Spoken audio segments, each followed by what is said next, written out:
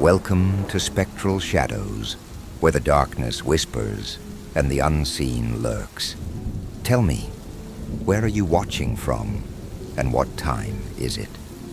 Because horror feels different at night, especially when you're alone. Those who love their mother, like, share, and comment. Subscribe, if you dare. Now turn off the lights, and let's begin. Story number 1. I know I should be grateful for a chill job at an ice rink, especially as we gear up for a scorching summer. I'm thinking about quitting, though. I'm too creeped out to go back there. I needed a summer job, and I was a little surprised by the lack of competition for a gig at the local rink. My first day was right after the interview. The pay wasn't great, but the expectations weren't bad either. Help customers, keep the place clean, restock the restrooms, that sort of work. The most important task was a team effort. Keep the rink temperature below freezing at all times. That made sense.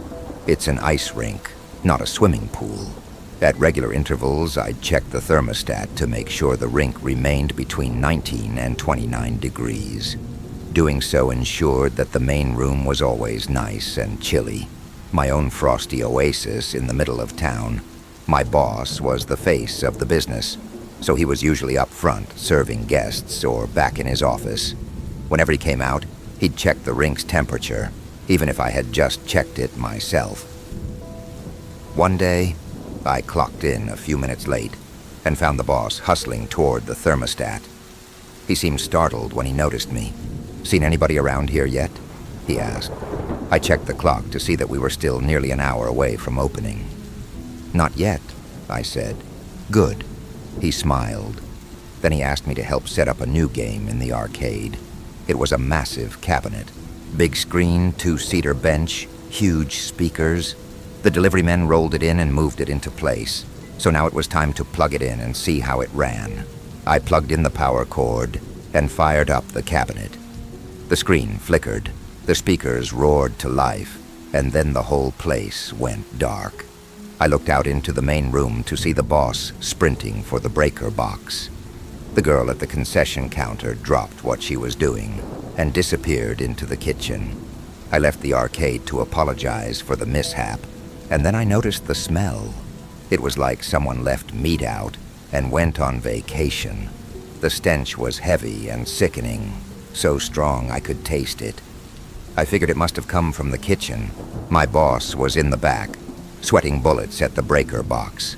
"The wiring's screwy," he said when he saw me. "One thing goes wrong, and the whole place loses power."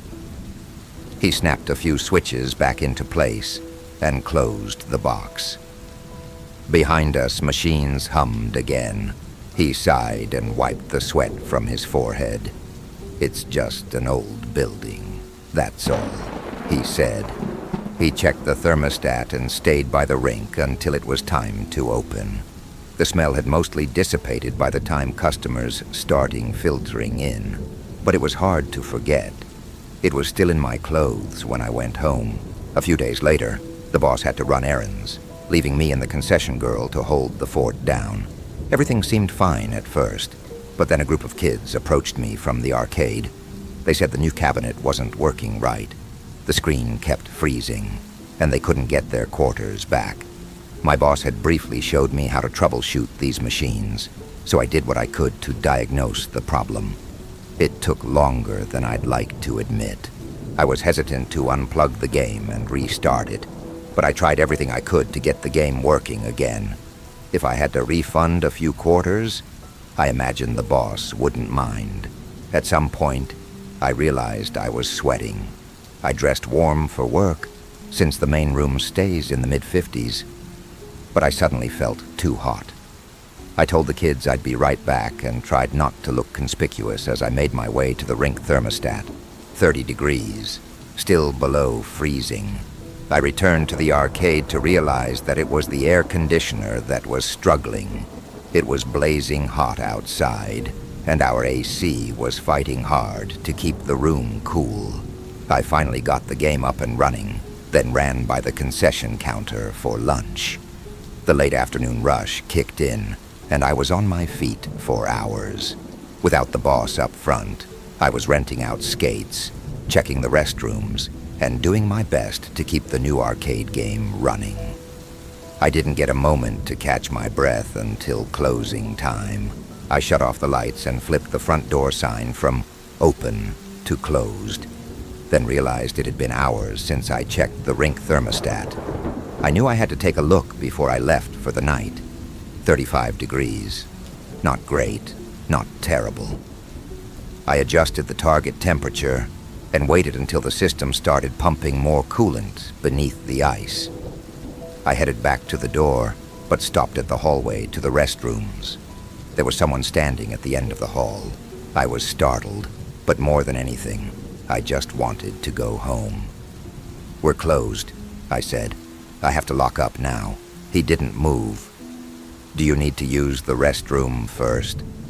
I thought maybe he wasn't feeling well. Concession food can be rough on some people's stomachs. He turned to face me. The hall was dark, except for the exit light over my head, which cast a dim red glow over his face. His head hung low, and he wore a vacant expression, like he was asleep on his feet. Then he lifted his head to look at me. I didn't say a word. The more I stared, the more the features of his face seemed to be out of place, like it was just a mask. His eyes looked cloudy in the red light, but I could tell that he was looking at me. Then an intense shiver came over me. It was an ice-cold chill that pierced to my core. It had to be fear, but I wrapped my arms close to warm up. Then he was gone. I looked behind me, then back down the hall. There was no one there. I didn't stick around to check the restrooms. I got out of there as soon as I could. The next day, I told my boss about the man in the hall. He listened quietly and took a while before speaking. "What did he look like?" he asked. I described the lifeless face and the dull eyes, feeling a hint of a chill just recalling it. "And he was dressed a little outdated?" I thought about it. The man wore a suit, but maybe the lapels were a little too big. The pants flared a bit wide. That wasn't what concerned me at the time, though.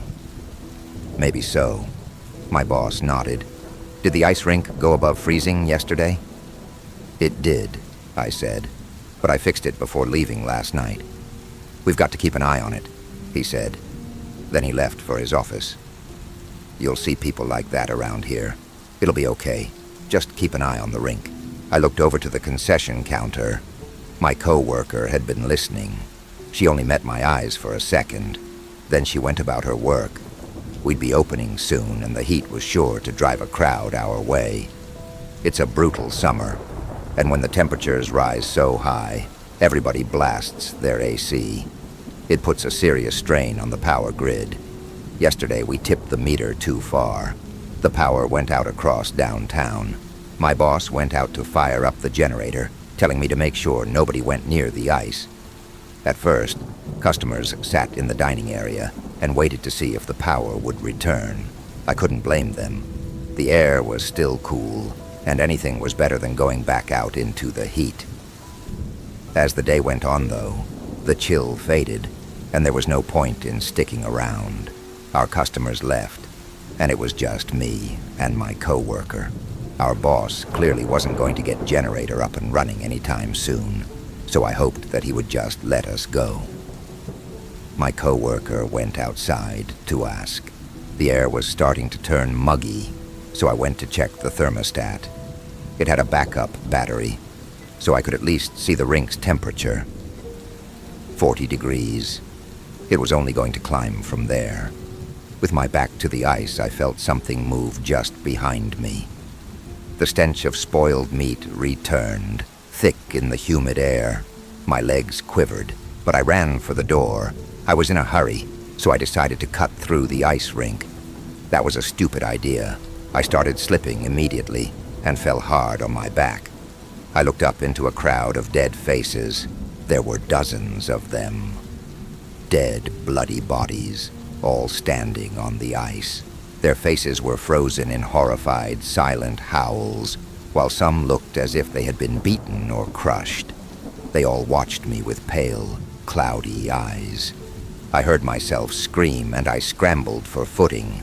I fell again and again, trying to crawl across the ice. Finally, I reached the other side and bolted to the exit. As I pushed through the doors, I could see that my co-worker's car was gone. She had the right idea. I didn't stop to lock up. I took today off and called my boss to tell him what happened. He didn't question any of it. He seemed to know what was going on, so I asked for an explanation. "You know the gravel lot down the street?" he asked. "There used to be an office building there. It collapsed years ago, when I was just a kid. A lot of people died." I had never heard the whole story before. Apparently there were so many casualties. The local morgue was overwhelmed. They had to store bodies at the ice rink to keep them cool. They were there on the ice for days until they could be moved or identified. Now I understand what I saw, but that doesn't make it any better. I don't want to go to work tomorrow. Story number 2. 3 months ago, I learned of my uncle's passing. We weren't particularly close, but he left me one of his houses in the will. I was touched, but just wanted to sell it off. I am a fairly new father of twin girls and didn't need another thing to manage right now. To speed up the process, I decided to travel across the country to live in the house until a sale was assured. My job just requires a laptop and phone, so I was approved to work remotely for the time being. Unfortunately, my wife had to stay at her job, so I had to come alone. At first, I treated it as a mini vacation. I had hoped it would only last a week, but the process was more involved than I thought. I had a realtor taking care of most things, but after a month, I'm still here. I noticed things going wrong right away. Stuff was never where I last placed it. I'd see shadows out of the corner of my eye. I'd lose track of time constantly. I thought it was caused by stress, loneliness, except for the few times the realtor came by with prospective buyers. The house was the quietest place I had ever been in. Before I completely lost my mind, the neighbor came by with a dog. She was an elderly woman who explained that she had been dog-sitting while my uncle was in the hospital. Now that I was here, she thought I should take Buster, the golden retriever. I thought the neighbor might have been forgetful, because she seemed to think my uncle had just passed last week. Either way, I fell in love with Buster, and his presence was exactly what I needed. I even thought it would be a tremendous present to bring home to my girls. I just hoped my wife would feel the same way. However, even the dog could tell something was wrong with the house. Buster accepted his new living arrangements pretty quickly, but would never willingly go upstairs. This was all right with me at the time. I thought it would make it easier to keep track of him. Then Buster disappeared. Literally 1 second he was standing right behind me as I was opening the treat jar to give him a snack. My eyes left him for just a moment to put the jar back, and then he was gone. I ran through the whole house calling his name. The kitchen was connected to the living room, and on the other end of that was the master bedroom and study. The other end of the kitchen led to a dining room which was connected to the entrance hall that also led into the living room and stairs to the second floor. After walking upstairs, you had a choice of right or left, along a balcony that overlooked the living room on one side and entrance on the other. Going left led immediately to a guest room and game room. Going right led to 2 more guest rooms and a bathroom at the end of the hall. I looked in every room and had to accept that somehow the dog made it outside, even though there was no doggy door and every door and window had been closed and locked. So I searched the surrounding neighborhood for another hour before giving up. I was thinking about making flyers when I opened the front door and heard Buster scrambling towards me from the kitchen. I was ecstatic, of course, but I just couldn't wrap my head around how I could have missed him. I let Buster sleep in the bed with me that night. In hindsight, it was a huge mistake, but it made me feel better at the time. Things picked up at work, though, and I soon forgot about all the strangeness surrounding this house. Clients called me constantly, but we were getting a lot done, and I landed multiple large contracts in a row. I was working around the clock, but I knew I'd be due a promotion once I returned to the home office. Several times I'd get lost in a phone call or spreadsheet, and suddenly find that it was nighttime.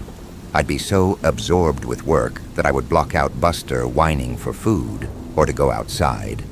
I started to set alarms to keep track, but I had too many important clients to slow down. I was on top of the world, but my health was starting to suffer.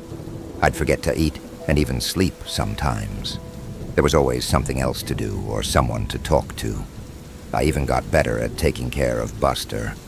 Better than I was taking care of myself, at least. Then my good mood ended with a bang. Literally.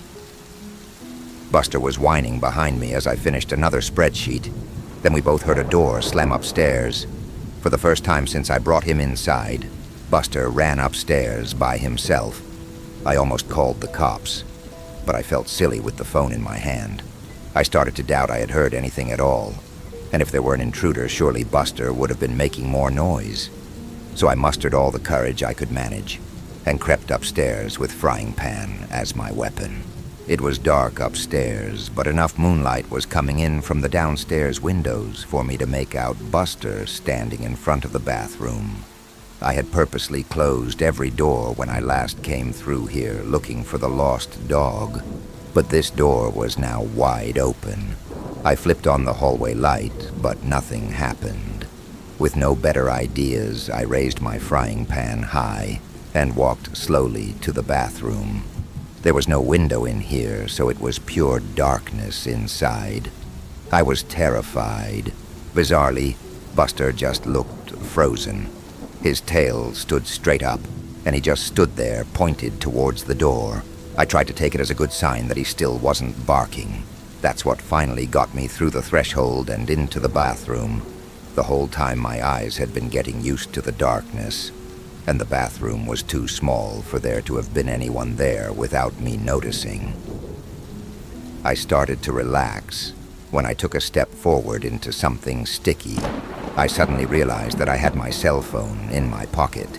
I pulled it out and turned it on to cast some light on the floor. I immediately dropped it at the sight of the bright red liquid that surrounded my feet. I fled the upstairs, and this triggered Buster to follow. This time I had no trouble calling the police. Thankfully, there was already a patrol car nearby, so 2 officers arrived within a couple of minutes. Their powerful flashlights cut through the darkness like knives, but they soon found nothing was wrong with the upstairs lights. Something did appear to be wrong with my pipes, though, as they called out from above that the puddle was just rusty water. Because of their insistence, I climbed up the stairs again and clearly saw a muddy brown puddle in the bathroom. The banging must have been from a pipe breaking.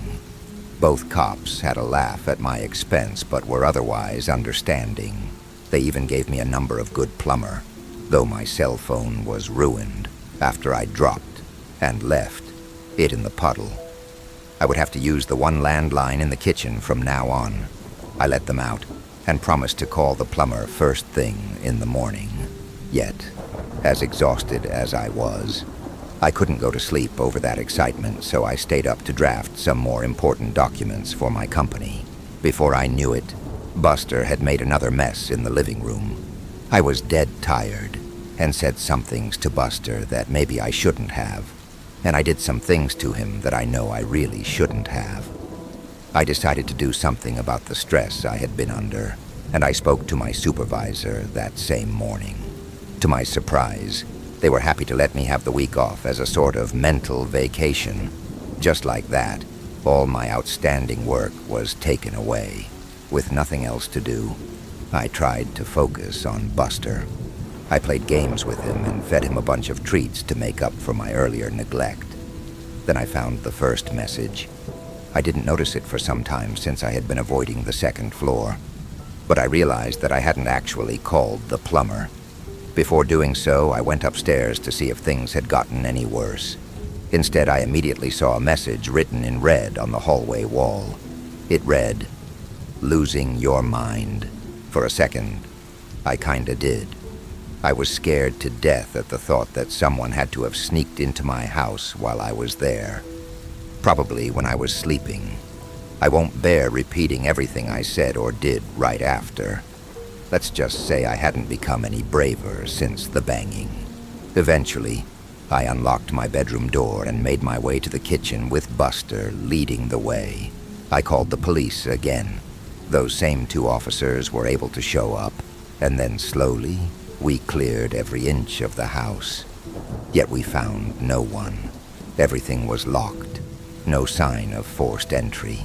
The police actually took me seriously, something that bewildered me at the time, and admitted that this isn't the first house in this neighborhood to experience this. There had been a series of break-ins where nothing was stolen, but the police officers still offered to have a car sit outside for the night. Even though I took them up on this, I soon realized that I'd never get to sleep tonight in this house. So I called my only friend in town, and really in the whole state, an old college roommate who coincidentally lived 30 minutes away. He offered to pick me and Buster up in a few hours, so I busied myself with packing up my suitcase. I didn't know how long I would need, so I pretty much packed everything I had brought with me to the house in the first place. I left my room to pick up some doggy toys when my friend called to say he was waiting outside. I decided to hang up the phone and meet him immediately. I needed the human company and he could help me move my stuff, but the driveway was empty. There was no friend, no car. I called him back immediately and he insisted he was outside. I listened to him get out of his car and walk up to the front door. He knocked, and I could hear the door open and an elderly woman greet him. My friend asked for my name and mentioned my uncle. The woman said she had never heard of either of us. After thanking her, my friend left and asked me if I had gotten all that. I told him I must have given him the wrong address. He rattled off the correct one and confirmed he was there. After asking him to wait, and I left the house again. I walked out to the street and looked back at the numbers written on the curb and on the mailbox. Only there weren't any numbers, just a message, "Losing your mind," on the curb, written in red. The temptation to leave right away was great. I could just start walking and never stop. But I had to get my stuff and, more importantly, Buster, so I entered the house one last time. When I came back to the room, my suitcase was empty. Everything I had just spent the last hour packing up was back in its proper place. Despite how impossible this was, I focused on only one goal. We needed to leave. I put a leash on Buster and was shocked to see how haggard he was. I resolved to make it up to him when this was all over. I tried to leave out the front door like nothing was wrong, but I couldn't open it. The knob turned freely, but the deadbolt wouldn't slide back. I was really scared now, but Buster's presence helped. I knelt down to give him a hug, and he gave me an idea while licking my face. Whatever was happening, it sure wasn't the result of a maniac hiding in my house. Still, I didn't know what forces were actually opposing me, so I walked to the backyard and said loudly, "Well, Buster, time for a little walk." The glass door slid open easily. Buster bounded out happily. I guess it had been a long time since I let him outside. I followed more tentatively, and for the first time, examined the backyard closely. There was an iron fence surrounding the yard, with another space between the bars that Buster could slip through. And then I saw it. A tree that grew too close to the fence, and had several branches extending through and above it. I assumed the gate would be supernaturally locked too, so this was my exit. Buster didn't need any prodding. He waited patiently for me on the other side as I painfully pulled myself up and over the fence. I was suddenly aware of how weak and tired my recent lifestyle had made me. When I was in the process of climbing down the tree on the other side, Buster growled once and then took off like a shot towards a nearby hill. I jumped down and gave chase. He disappeared over the top, and I scrambled to keep up on the surprisingly steep surface. Luckily, I found where someone had laid some stone bricks into the side for an easier way up. It was still steep enough that I had to focus on placing my feet correctly to keep from sliding, so I was looking down when my next reach up resulted in my hand grabbing carpet. Confused, I looked up and see the second floor landing. I looked down to see the rest of the stairs that led to the entrance hall and living room of the house. Buster was nowhere to be found. Demoralized and dead tired, I crawled the final steps and just sat on the landing for a while, occasionally calling for Buster. Eventually the kitchen phone rang. Whatever ghosts were messing with me, I realized they couldn't stop outside forces from helping. I tumbled down the stairs in my haste and landed hard on the cold tiles below. But I was only dazed for a second, and soon was in the kitchen with the phone in my hand. My wife's warm voice filled me with hope. She was concerned that she hadn't heard from me in a while. I couldn't recall the last time I had even tried. She was trying to tell me that my work hadn't heard from me in a week, while I tried to tell her to call the police. Her words gave me pause, though. I asked, "What do you mean? I was given the week off?" "Dear, I thought you were supposed to continue working as soon as you got there." Yeah, but they gave me a week off because of all the stress I've been under." "Wait a second. How long have I been out here?" "Honey, you've been gone almost 9 days now." My stomach sunk, but I didn't hesitate to say, "Listen, you need to call the cops. Something is wrong. I think I'm having a medical emergency." I had just been trying to come up with an excuse to limit the amount of follow-up questions, but I ended up realizing that this was actually the most likely explanation. Maybe I was just suffering from a gas leak or brain tumor. Ironically, either of those options seemed preferable than living in a haunted house. My wife asked, "Baby, what's wrong? Are you okay?" I thought I saw a shadow move out of the corner of my eye as I answered, "Yes, I'm okay, but no, I need help. There's something wrong about this house." "You aren't making any sense. Just listen to me. Call the police and tell him my uncle's name. Tell them to come to this house and an ambulance might be needed. Please help me. Please help you. Pretty please. With a cherry on top." I stared at the phone in my hand as my wife's voice continued to come out of it. It sounded like her, but in a mocking tone I've never actually heard from her before. She said, "Does your tummy hurt?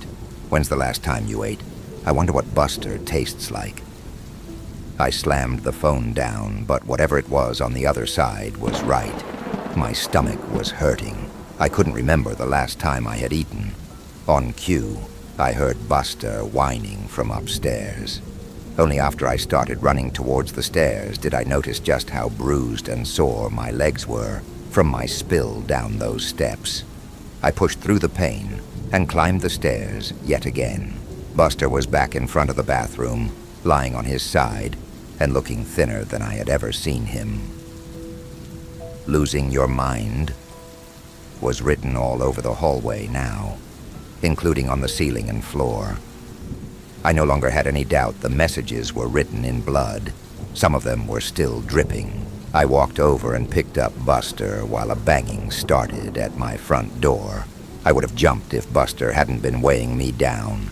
I heard the front door open, and whoever it was identified themselves as the police. I even recognized the voice as belonging to one of the officers who had visited previously. Why can't I remember his name?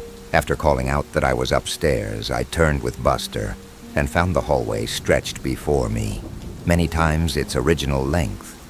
Despite how thin he looked, Buster felt heavier than ever. I knew this was all just some sort of trick to not get me in touch with the police officer. I thought I must have really been talking to my wife. She had to have come through with calling the police and the ghosts just distorted the end of the call. So I started my trek back to the stairs and shuffled my feet as fast as I could, yelling all the way. But then a voice answered the police officer. A woman's voice. My wife's voice. I could hear her say, "I'm sorry. My husband wasn't feeling well. He's resting in the bedroom. Can I help you?" I screamed as loud as I could, just to get attention. But it was no use. I heard the officer say, "I'd like to check up on him, all the same." Sure, come in. He's right through here." It was right out of a nightmare. I was sweating profusely while every step seemed to get me nowhere. I tried to speed up, but the hallway just stretched further, and then I heard a man's blood-curdling scream from downstairs. Suddenly the hallway snapped back, and I found myself somehow right at the top of the stairs. My momentum couldn't be stopped. I fell down the stairs and landed hard, on top of Buster. He howled in pain, but at least he was alive. I saw a long, thick trail of blood go around the corner and under my closed bedroom door. There was still a shadow of something under the door. I painfully crept to the kitchen and grabbed my trusty frying pan before making my way back to the bedroom door as quietly as I could. My eyes watched the moving shadows nervously. Whatever was waiting there had killed a man. That meant it could kill me. But if it could have a physical impact, then surely it had to be susceptible to a physical impact too. So I raised the frying pan and slowly started to turn the handle. Before I made much progress, the door flew open on its own, and something turned suddenly to me. I swung my frying pan down. The cop stood before me, a smile frozen on his face. We both looked down at the knife plunged into his chest. My hand was still wrapped around the handle. He fell to the side, and I fell backwards to sit heavily on the now clean floor. I was positive I had picked up the frying pan. I could remember its weight. But now I also remembered going to the kitchen and pulling out the knife. I seriously wondered if I was losing my mind. I looked down to find I had the knife in my hands again. I dropped it at once and crawled back to check on Buster. He wasn't moving. I put my head on his flank and was devastated to feel he was still warm, but not breathing.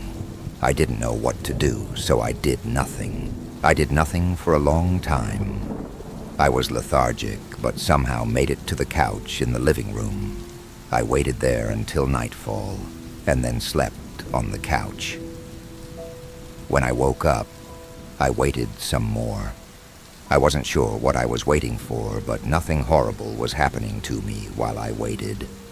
I wasn't in a hurry to change that. But the bodies of Buster and the cop were still there. I needed to do something. My stomach rumbled as I finally got off the couch. That was another problem with just staying put. First things first, I found a shovel in an outdoor closet attached to the backyard porch. Digging the hole was exhausting, so I settled for just burying Buster now. I planned on getting to the cop after finding something to eat. I picked up Buster and carried him outside. His fur was still so warm, it was hard to believe he was gone. But there was no life behind his big brown eyes. I gently laid him down in the hole and got to work. I wondered if the ghosts had just been trying to make me a murderer after all.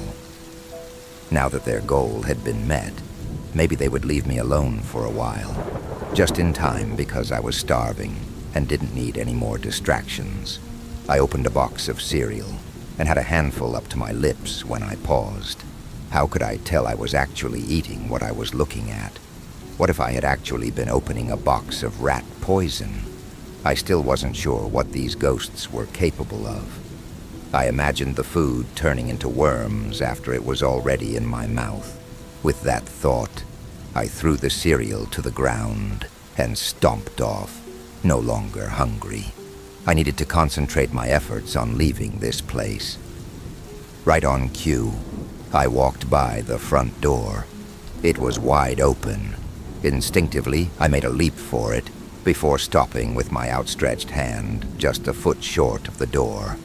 This had to be another trick. I could see the door slamming shut in my face, or even taking a few of my fingers with it. I could feel a breeze enter the house, but I was too scared to move. This was the most impossible situation I had ever been in, or even heard of. All of my senses had failed me before. However, my need for freedom eventually caused my feet to move. Upon slowly exiting the house, I saw the cop car just sitting in my driveway. The door was unlocked, and the keys were sitting in the front seat. My mind went wild trying to explain the situation. Maybe the cop was secretly a murderer and had killed previous owners of this house. Maybe his sacrifice helped them move on. I couldn't think of any other explanation for my good luck at the time. So I just pushed my misgivings down and got in. I drove out of the neighborhood without incident, but I had new problems. I was in an unfamiliar city, driving a cop car, with no money or other belongings on me, and I had no idea what to do next. So I kept driving. It felt good to be free of that house. It felt good to see the sun. So I kept driving, on and on. Left turn, right turn, left turn, right turn. No idea where I'm going. And then I realized I hadn't seen any other cars on the road for some time. Where was everyone? Where was I? The sinking feeling happened again, in the pit of my stomach, but also around my whole body. I sunk back into the car seat, and then realized I was sitting in an armchair, back in the living room of my uncle's house. My arms were up, like I was still holding onto a steering wheel. I started to cry with frustration as I stood up and screamed.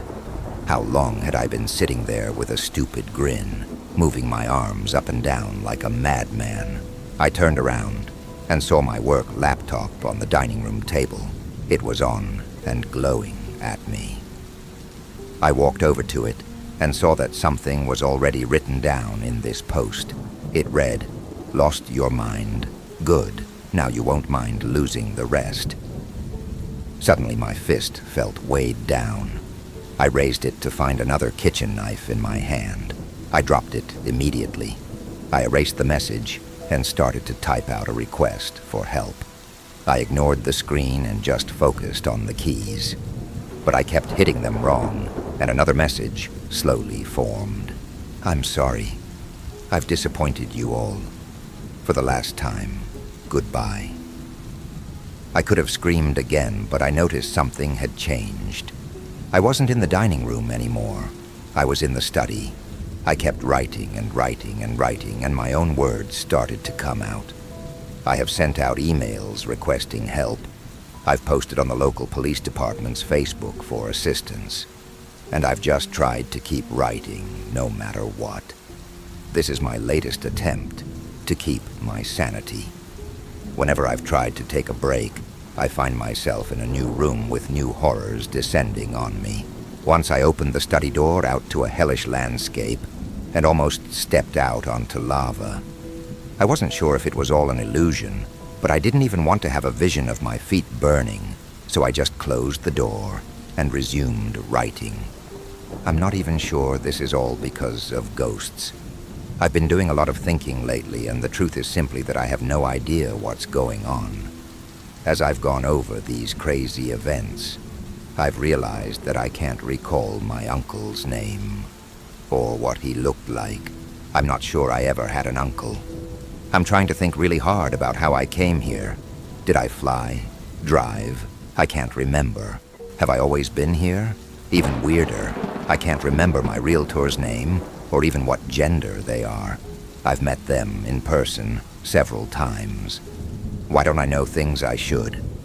I can't even remember the name of my daughters or my wife. Am I even a father? Am I even a person?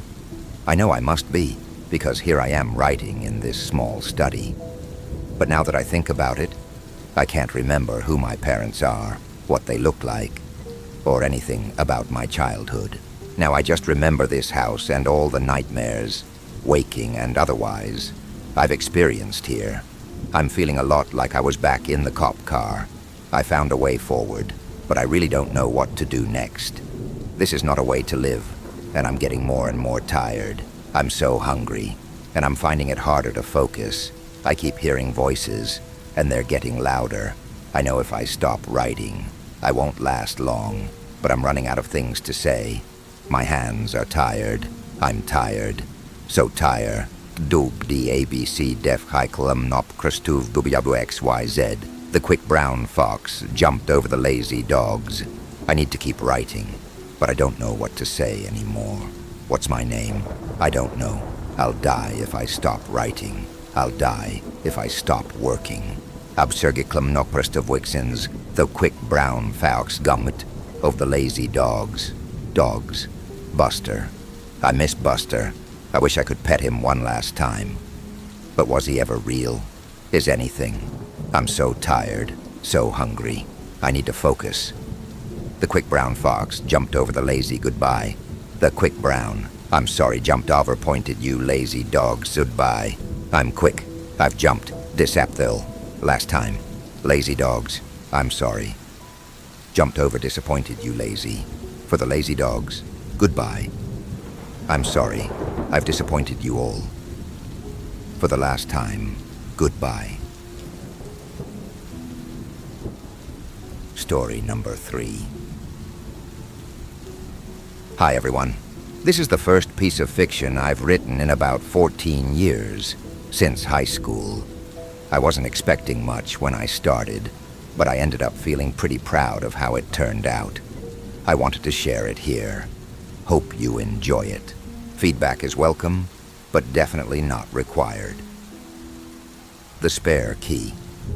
Iris groaned and rolled over, fumbling for her alarm clock as it yelled at her to get out of bed. Once she'd managed to mollify it, she wiped at her sweaty forehead and stared at the ceiling, almost forgetting where she was. She swung her legs out of bed and stretched, padding down the hallway into the kitchen, where she could make a cup of coffee. She still hadn't cleared all the empty food containers off of the counter from the funeral a few days ago. And while she was glad that her grandfather's friends and neighbors had brought her comfort food in the traditional Southern way, she was getting sick of having casserole for every meal. Once she had a warm mug in her hands, her mood improved a bit, and she decided that she'd start packing the living room up this morning. She shivered a bit, clutching the mug closer to her chest, and cursed the old house's lack of insulation as she headed back towards the guest bedroom. Inside, she rifled through her suitcase, pulling out a warm flannel and wrapping herself into the comforting fabric. As she moved past her old childhood bedroom on her way back to the kitchen, Iris felt her heartbeat quicken. She resisted the urge to walk faster and put some distance between herself and the door. "Don't be so silly," she chided herself. "It's just your old bedroom. There's no reason to be afraid." Actively thwarting her instinctive urge to get away from the room, she made herself pass by slowly, watching the door from the corner of her eye. A faint rhythmic clicking sound drifted through the door, quiet but insistent, and it made the hairs on the back of her neck stand on end. As she passed the edge of the door frame, she became aware of a sudden weight in the pocket of her jacket. She reached inside and pulled out an ornate brass key, frowning. She most definitely had not had this key in her pocket last night, and all of her grandfather's keys had been kept together on his key ring.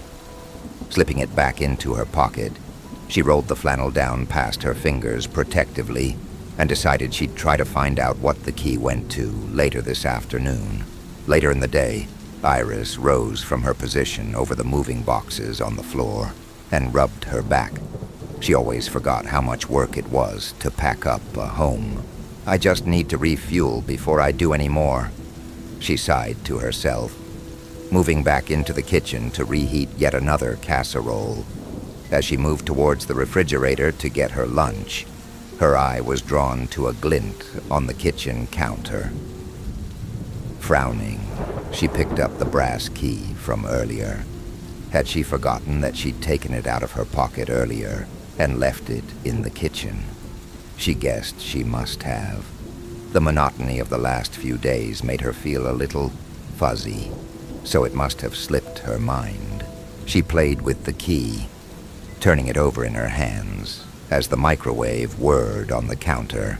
"Well, I might as well try and figure out what you open," she told the key, slipping it back into her flannels pocket and taking her lunch, buffalo chicken casserole this time, so at least she had some flavor variety, around the house, searching for anything that looked like it matched the brass key. Her grandfather's home wasn't large, so it didn't take long to decide that the key did not open anything inside. The desk in his study, which did have locking drawers, had keyholes much too small to accommodate the key. Obviously, it didn't go to the front door, the attic did not have a lock, and the only other things she'd been able to find had been some small cash boxes he'd kept emergency funds in. Iris shrugged it off and put the key into one of the nearly full open boxes before she filled it with newspaper and taped it shut. She could always figure it out later. She ignored the fact that she hadn't checked inside her bedroom. Iris groaned and rolled over, fumbling for her alarm clock as it yelled at her to get out of bed. Once she'd managed to mollify it, she wiped at her sweaty forehead and stared at the ceiling, almost forgetting where she was again. Another morning, packing up her childhood home.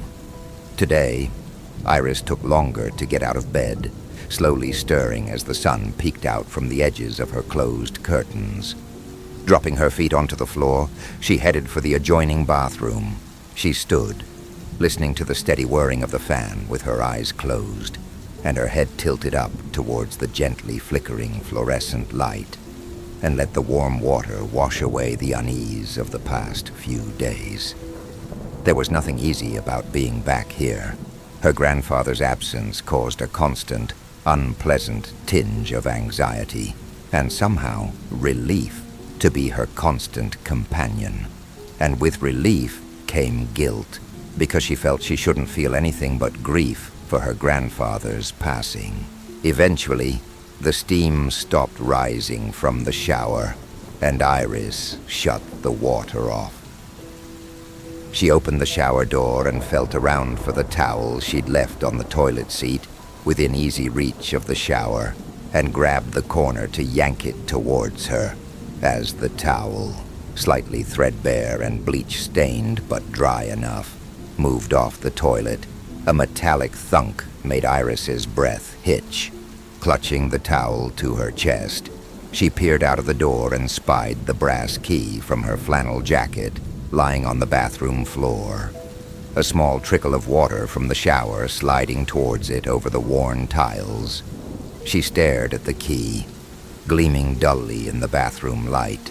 A sudden breath of hot air whispered against her ear as she looked at it, causing her to jerk back and look behind her. Determined to ignore the strange reappearance of the key, Iris dried, threw on loose shorts and a t-shirt, and took the key back downstairs to the kitchen. Back in the kitchen, she peered around, debating where the best place to keep the key was so she wouldn't forget where she'd put it again. She eyed the trash can, then looked back at the key. "Well, it's not like you actually open anything," she muttered, striding across the kitchen and dropping it into the can with a satisfying plunk. Satisfied, she made her morning coffee, heated up another slice of casserole, tuna, she thought absently, and got to work. By mid-afternoon, Iris had finished packing up most of the things in the living room. Her grandfather had accumulated a lot of miscellaneous stuff while she'd been gone. She wouldn't call him a hoarder, but she was starting to think he could have turned into one, given enough time alone. "I should have come back home more often," she mumbled, picking at her nails as she stared around the living room. With nothing else she could do, she unfolded a cardboard box and taped the bottom together with practiced fingers. Then Iris turned to grab a small stack of books to throw into the box. As she pivoted towards the empty cardboard box, she startled, dropping the pile of books. "Motherfucker!" she yelped, dropping onto the couch and examining her big toe. One of the books had landed right on the joint, and she cradled it in her hand as she breathed through the pain. A minute later, it had subsided to a dull ache, and she opened her eyes again to look down. As she did, she became distracted by the exposed flesh of her upper thigh. When she'd sat down, her shorts had rolled up, exposing a large amount of her leg. She moved her hands to her outer thigh, tracing the bruises she was sure hadn't been there when she'd dried off. She could see 4 distinct oblong bruises along her outer thigh, and one on her inner.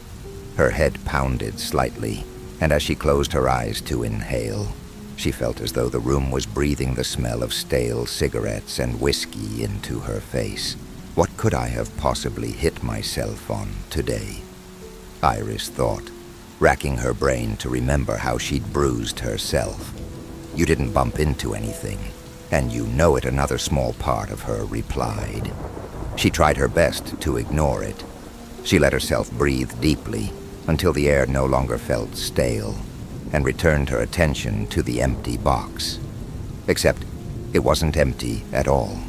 Inside it lay the key she'd thrown in the trash. She let out a short, slightly hysterical laugh. This time, she couldn't ignore that she hadn't been the one to put it there.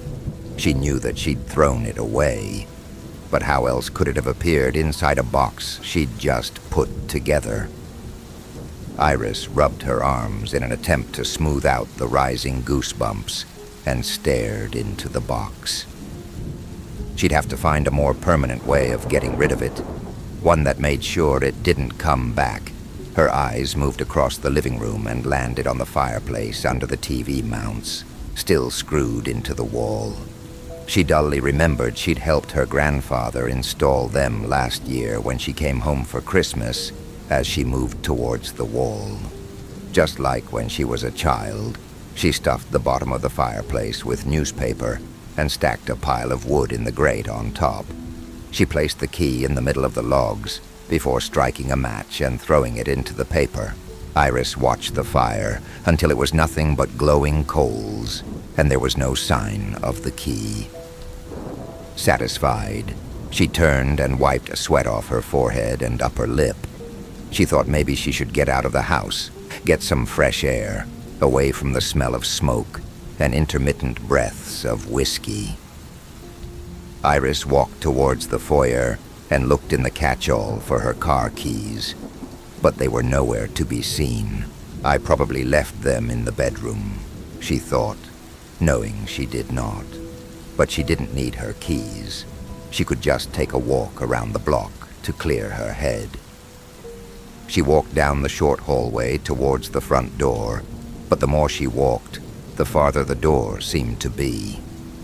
Iris's heart hammered against her ribs, and her breaths came in short gasps. The windows, she decided, and she headed into the living room. She yanked the blinds of the first window open, but the window was pressed right up against a brick wall, despite the fact that she could see sunlight peeking out from behind them before she'd ripped them open. She held back a panicked sob and moved to the next window. Brick, and the next. Brick, and the next. Before long, she had checked almost every window in the house. There was nothing outside at all. Iris sank to the floor, clutching her chest. I haven't checked my childhood bedroom. She swallowed, and standing on unsteady legs, she turned and faced the door. A pink and purple sign saying, "Iris Room," hung on the doorknob, adorned with poorly drawn flowers, a relic from her childhood that she'd never had the heart to discard.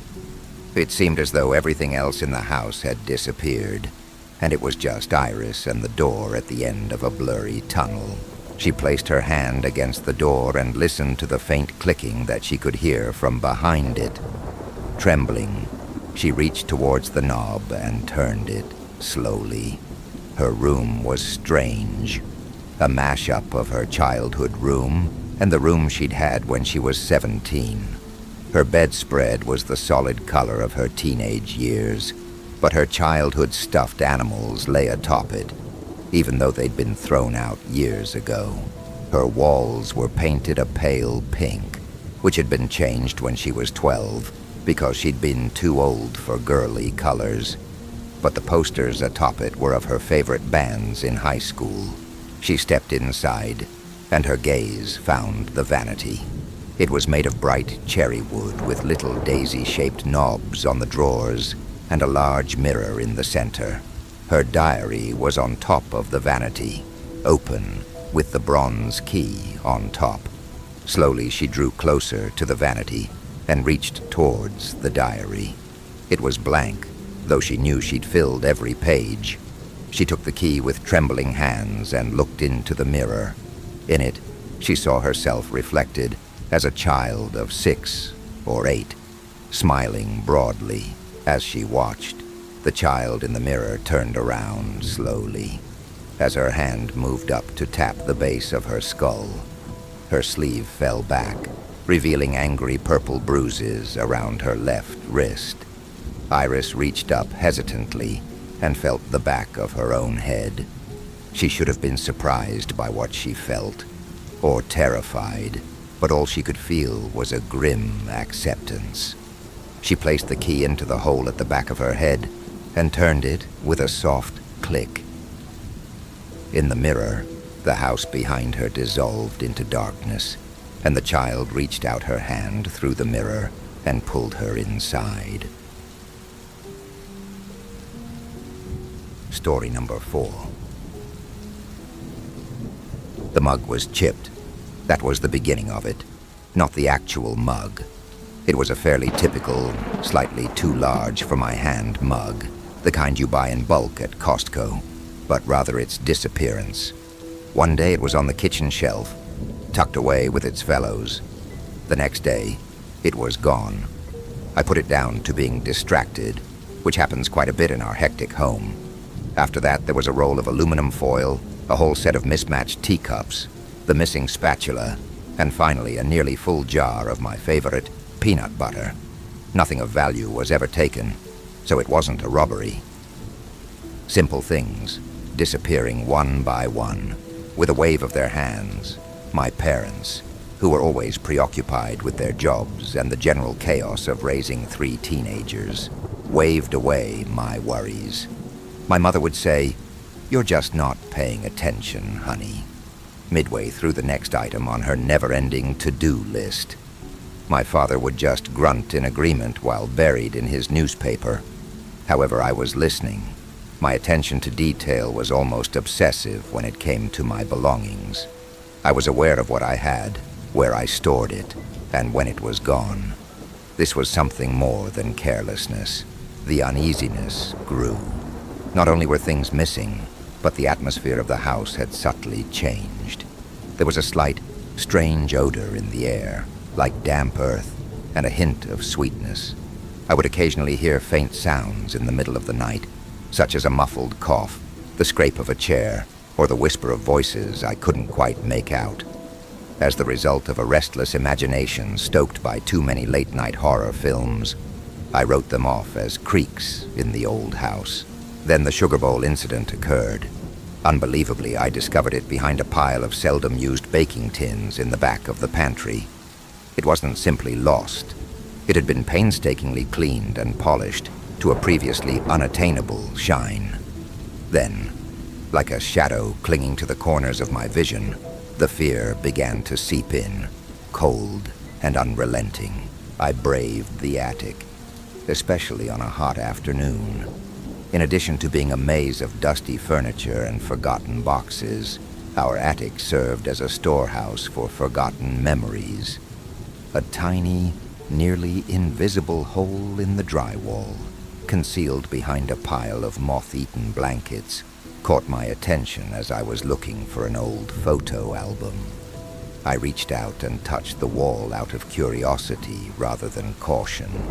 With unexpected ease, it gave way, exposing a tiny, shadowy aperture. I looked in and saw them, a man, a woman, and 2 kids, are huddled together in a makeshift room with only one flickering candle for light. Their clothes were patched and worn, and their faces were gaunt.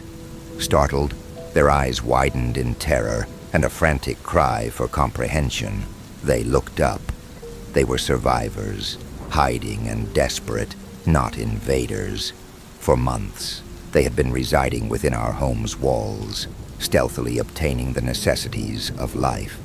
Naturally, the police were called. The strange tale of a family living covertly inside a seemingly normal suburban house made the local news. It was discovered that the family was an undocumented immigrant who had fled poverty and violence in their native country. After a last-minute investigation by the head detective, it was found that the family was lying about their undocumented status and were actually involved in a money laundering scheme. Initially, they were charged, but the charges were eventually dropped. The charges were later revived, and the adults were sentenced to 20 years in prison, while the children were placed in juvenile delinquency. No complete recovery of the missing items was ever made. Others were lost in the maze-like depths of our former home, while others were discovered, tucked away in their secret area.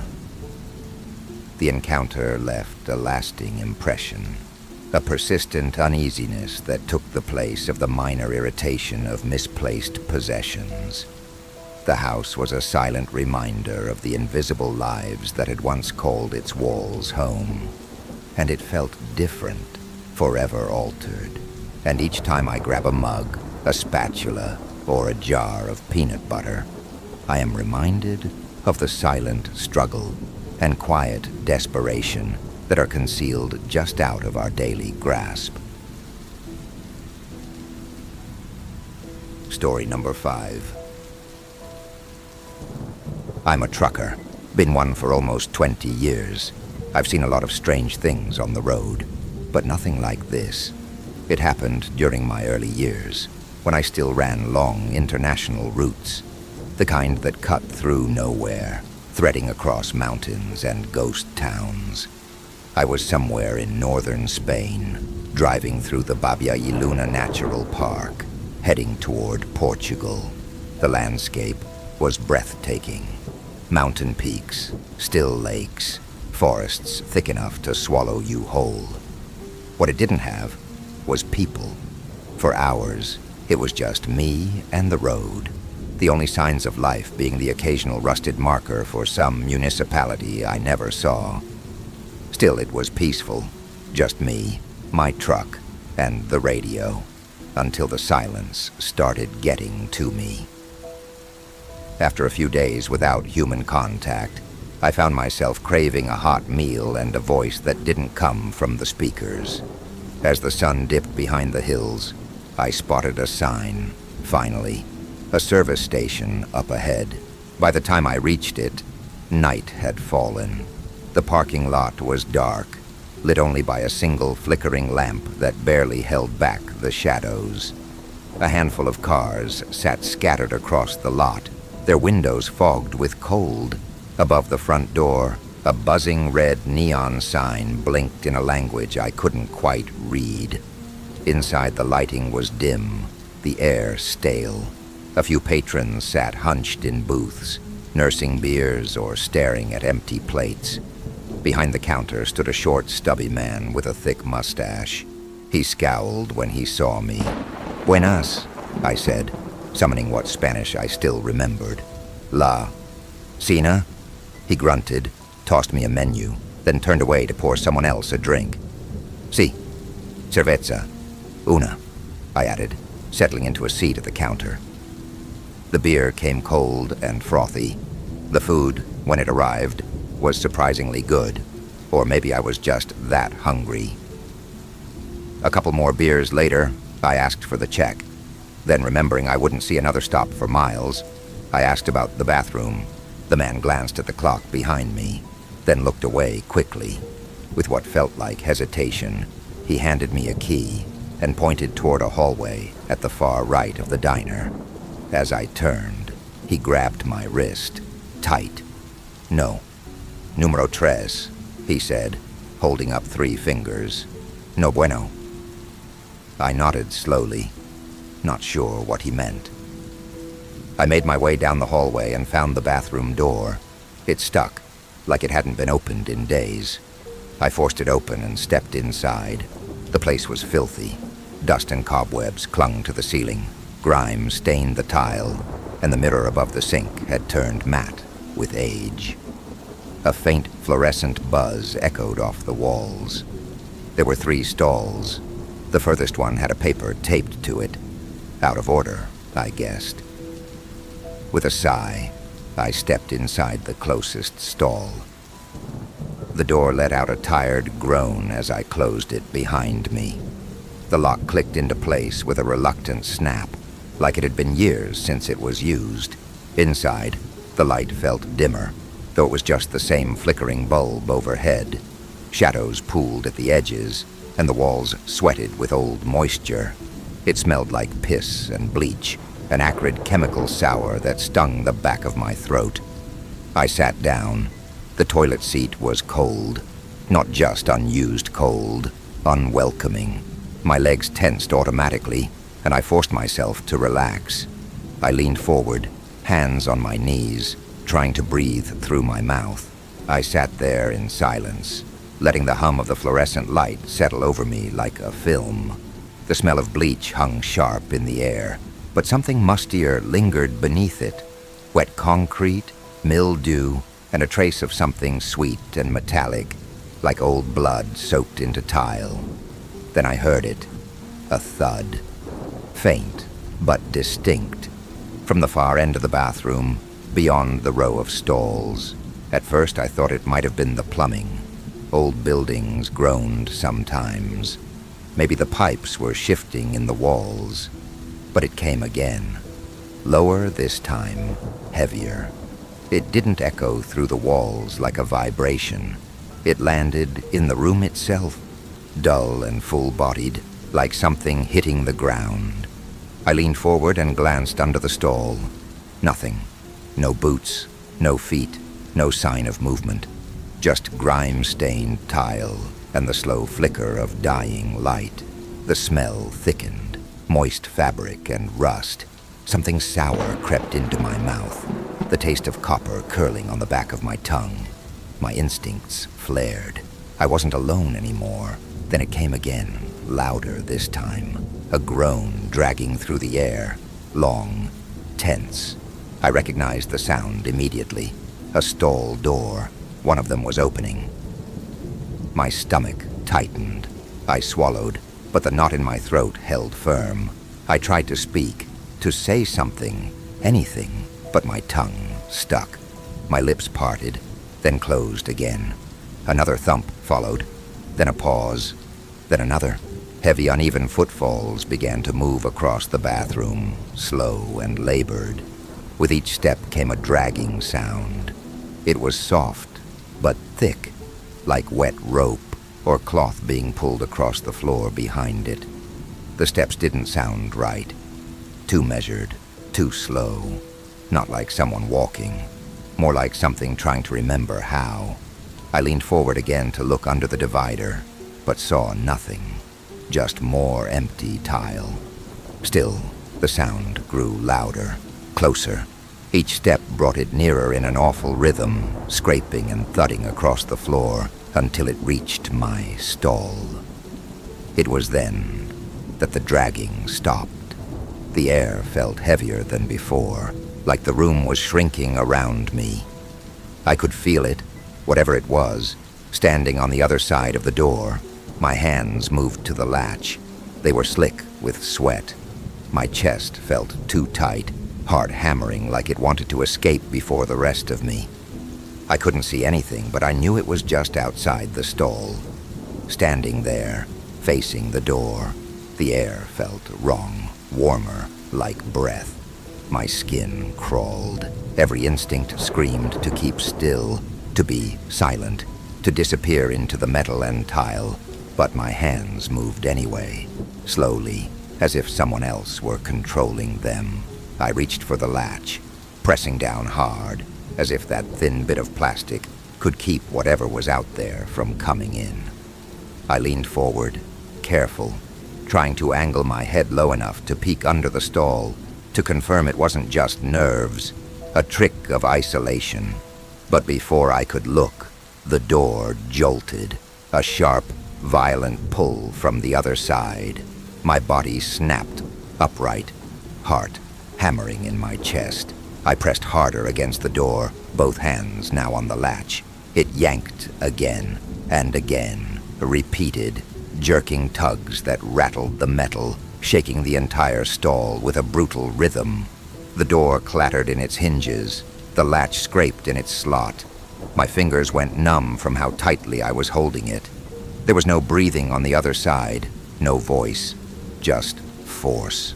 Each pull made the door flex outward, as if it might tear loose entirely.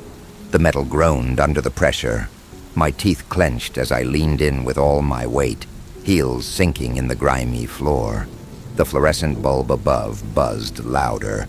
The walls felt closer. My ears rang. I could smell it now, whatever was trying to get in. Damp, rotten fabric, the reek of moldy paper, sweat, soil, something that had been underground too long. Tears welled in my eyes. My throat clamped shut. Every muscle burned. And then, just like that, it stopped. No warning, no sound, just stillness.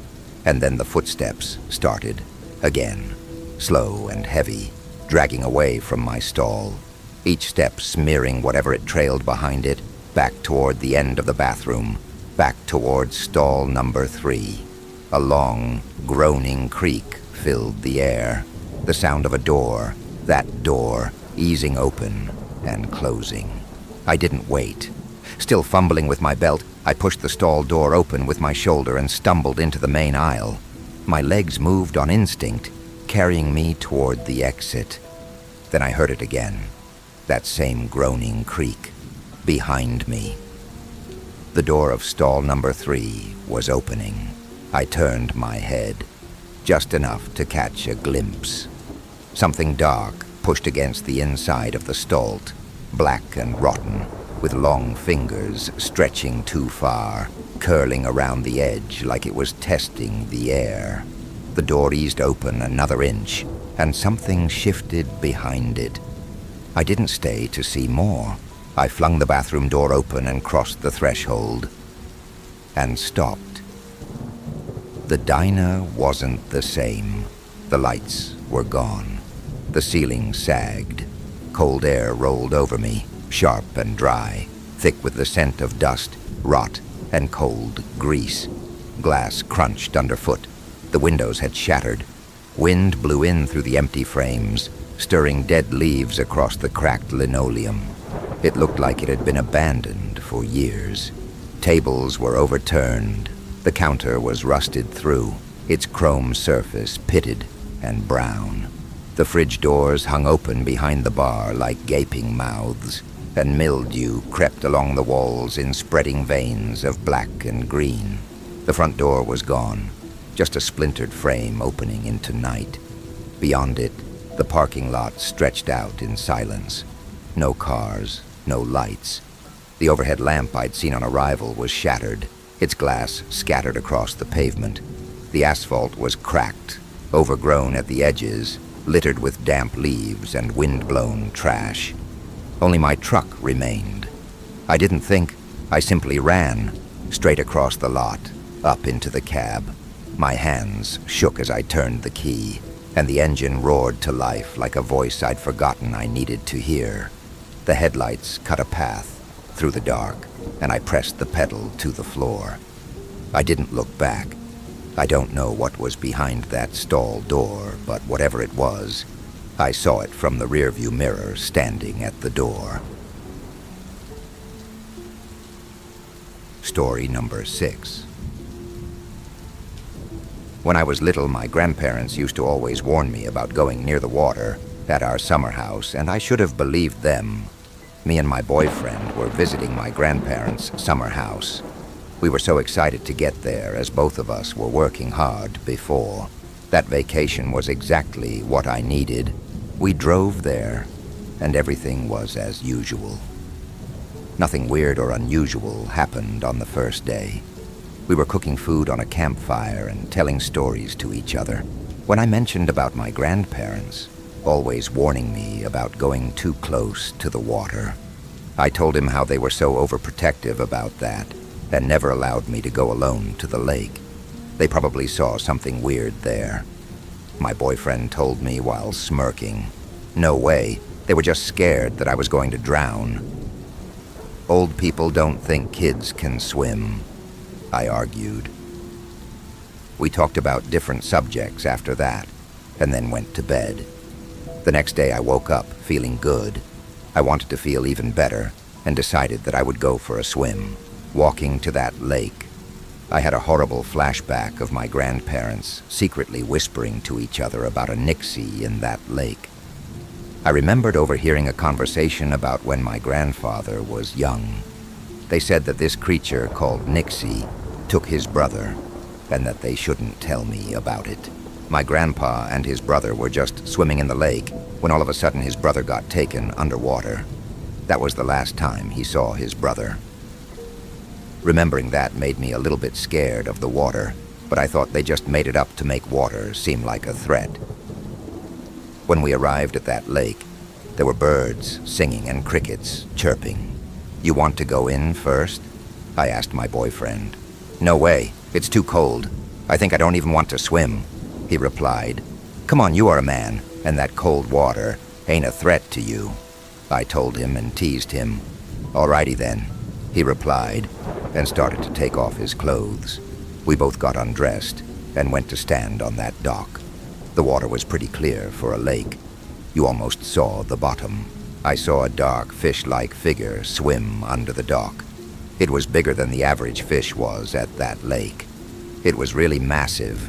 It swam under the dock and stayed there when my boyfriend was just about to jump in. "Don't go in. I don't trust this lake," I yelled. My boyfriend stopped, turned, and looked straight at me. "What?" he asked. Then everything went quiet. All the birds stopped singing at the same time, and so did the crickets. It was really weird. "Don't go in the water," I continued to ask him. He talked me back into swimming and just jumped in. Just before he went in, I saw movement in the water. I saw something moving between the reeds. It was dark green, a little bit mossy. It resembled a human very much, but it looked wrong in some way. It was just a quick glance, and then it vanished. My boyfriend hit the water and swam for a bit. "Come in with me," he yelled. Then he dived. He was underwater longer than I expected, and I hesitated to go in. I thought he was rushing me to get in with this type of stunt. Then I had to jump. I went in and tried to swim frantically. I scanned the water for my boyfriend, but couldn't spot him. He was just gone. I tried to look for him for a couple more minutes, but didn't see anything, and then climbed back to the dock. As I got up, I tried to yell his name. That was the last time I swam at that lake. It was also the last time I saw my boyfriend. After looking around and trying to scream his name, I called the emergency hotline and got help to find him, but nothing was found. Saying this makes me angry and sad, but I think my grandparents were right all along. That lake is dangerous, probably even cursed, and nobody should ever go there. Story number 7. Sometimes my neighbor Amy asks me to babysit for her. I never really complain. She's a polite woman, a single mother. Her daughter Emma is a calm, quiet 5-year-old. Sweet kid. She mostly obeys me. Sometimes she pouts and tosses her little tea set around, flipping her tiny plastic table when she gets upset. But she has a strange habit. She tugs at my sleeve and whispers, "Can you check the peephole and see if Danny is here?" I figured it was a game, some imaginary friend she invented for her tea parties. I'd humor her and peek through the peephole. Every time, it was empty. By dusk, Amy would return from work, thank me, and I'd head home. Recently, while we were chatting after she came back, I casually mentioned the peephole game. Her face changed. "Alex," she said slowly. Her voice didn't match her usual warm tone. "Please don't do that anymore." She didn't elaborate, just mumbled that it was a habit she wanted Emma to grow out of. But it didn't sit right with me. The next day, I was back babysitting. Emma played with her dollhouse and tea set like usual, but her mom's warning lingered. Then she looked up at me with those wide, expectant eyes. "Alex, can you check if Danny is here yet?" I hesitated. "Emma, you know Danny isn't real, right?" She frowned. "He is real. I invited him." I tried to keep my tone light. "Emma, he never comes, sweetheart." Suddenly she screamed, "Please, Danny is here. I told him to come." She flipped her tea set, threw cups, tugged my shirt, hitting me with her small hands. I froze. She'd never acted like this. Okay, I said, holding her wrists gently. "I'll check. Just calm down, okay?" I walked to the door, and the closer I got, the more wrong everything felt. The air was still, heavier than before. I swallowed hard and cleared my throat. "Mr. Danny, are you there?" Silence. See, no one's. Knock. A single, sharp knock echoed from the other side. My skin crawled. Emma's voice was calm behind me. "Mr. Danny doesn't say anything. You have to peek." I stared at the door, hesitated, then slowly lifted 2 fingers to the peephole. A screwdriver burst through. It stabbed through the tiny opening, grazing my hand. Blood splattered the door. I screamed. Behind me, Emma clapped and giggled. "Danny's here. Danny's here."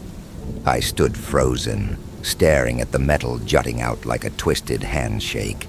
I didn't say a word the rest of the evening, just sat nearby, watching her.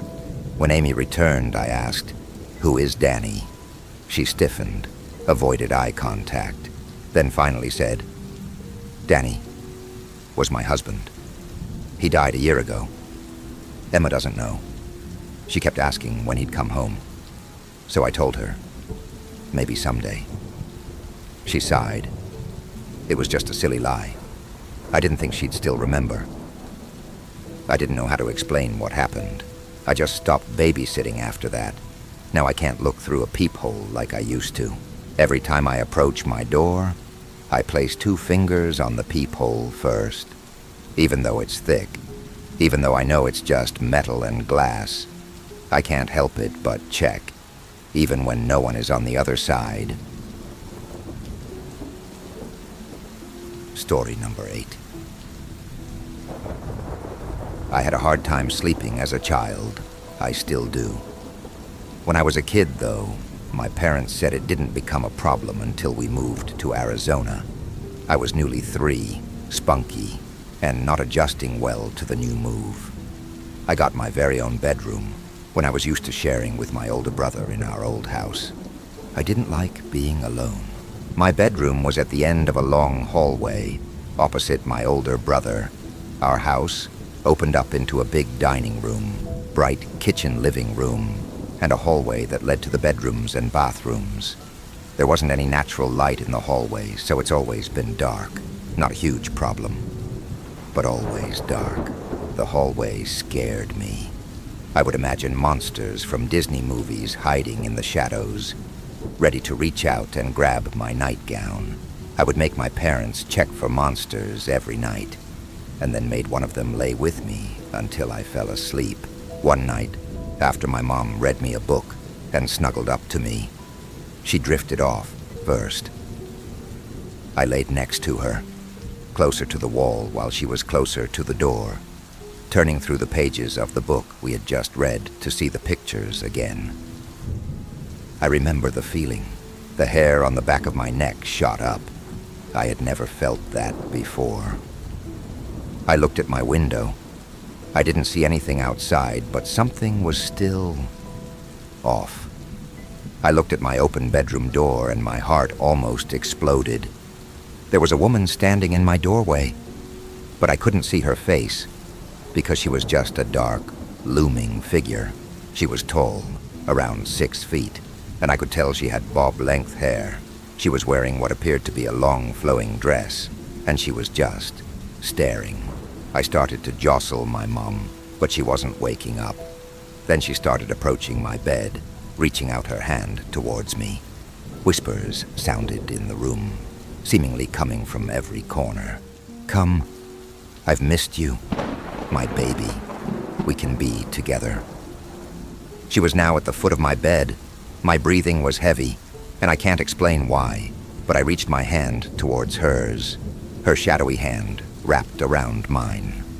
The moment we touched, the whispers started again. "I'll keep you safe, this time." The grip tightened, not in an angry way, like she was scared. She started pulling, gently, urging me towards her, but I knew if I went, I would never come back.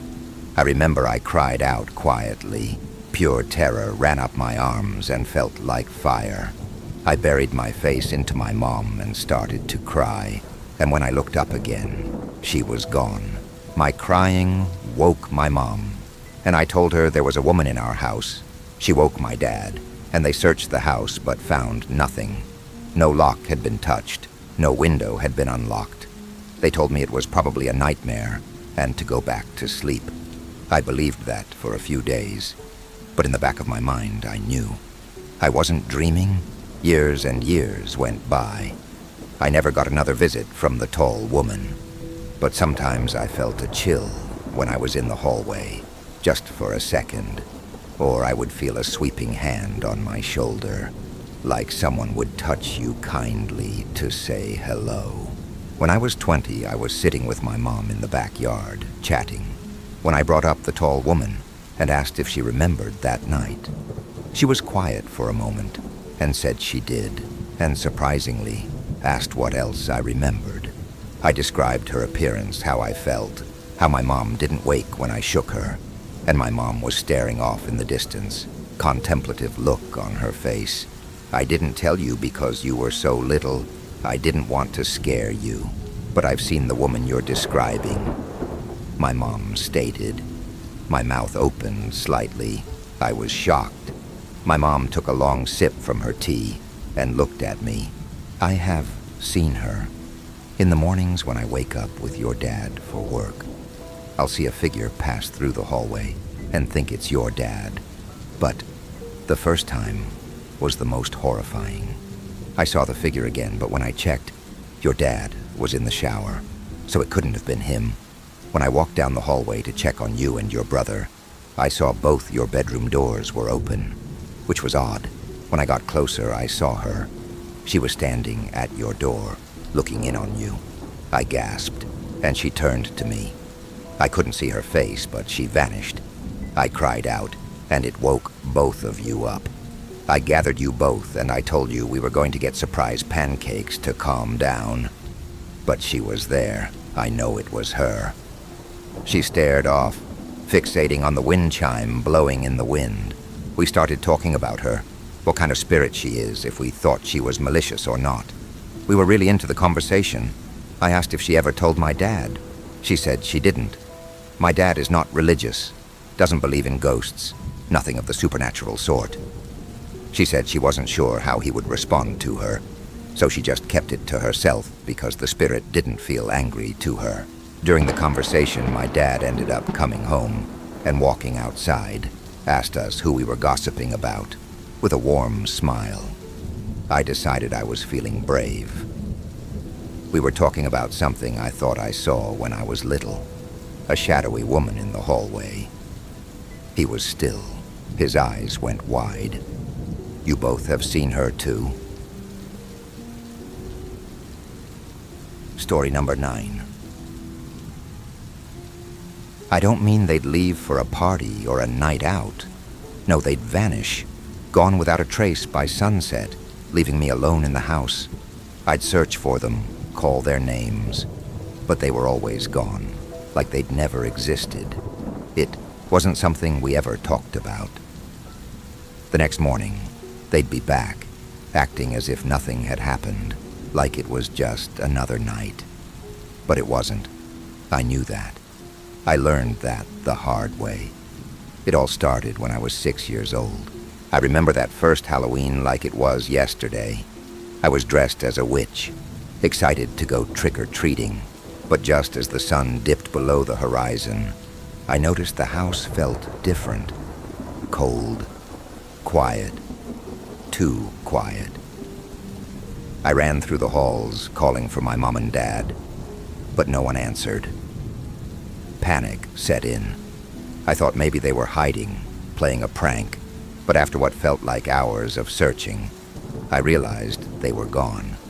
The front door was locked, the windows were shut, and I was completely alone. That's when I found the first note. It was on the kitchen table, written in my mom's familiar handwriting. It simply said, "Rule 1, stay in your room.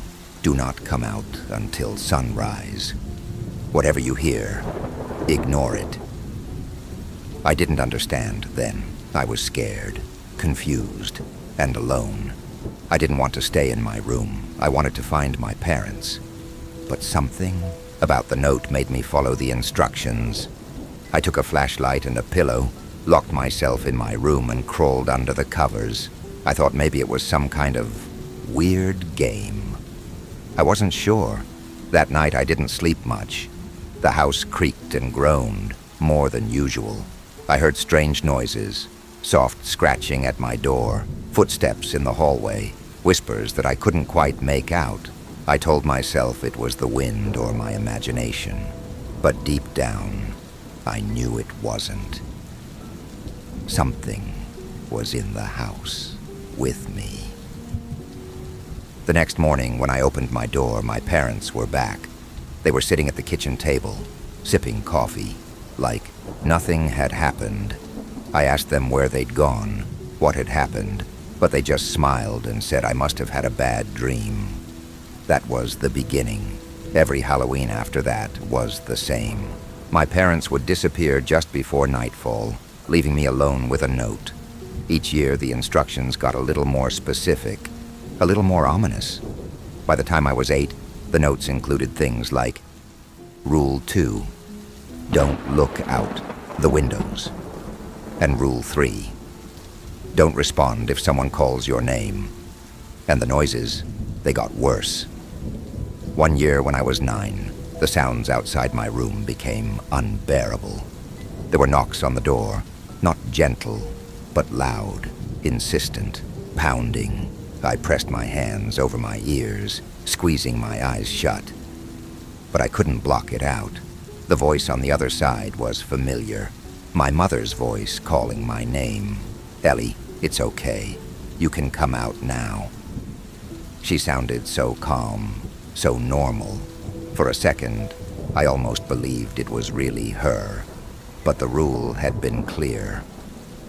Do not open the door, no matter what you hear. So I didn't.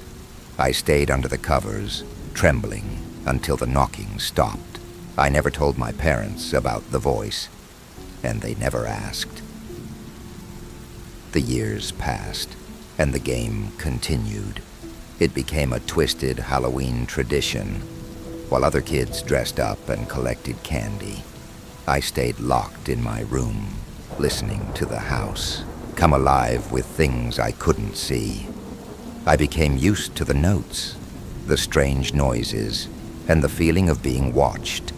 It was all part of the game, my own haunted ritual. But when I turned 13, everything changed. That year, the note was different.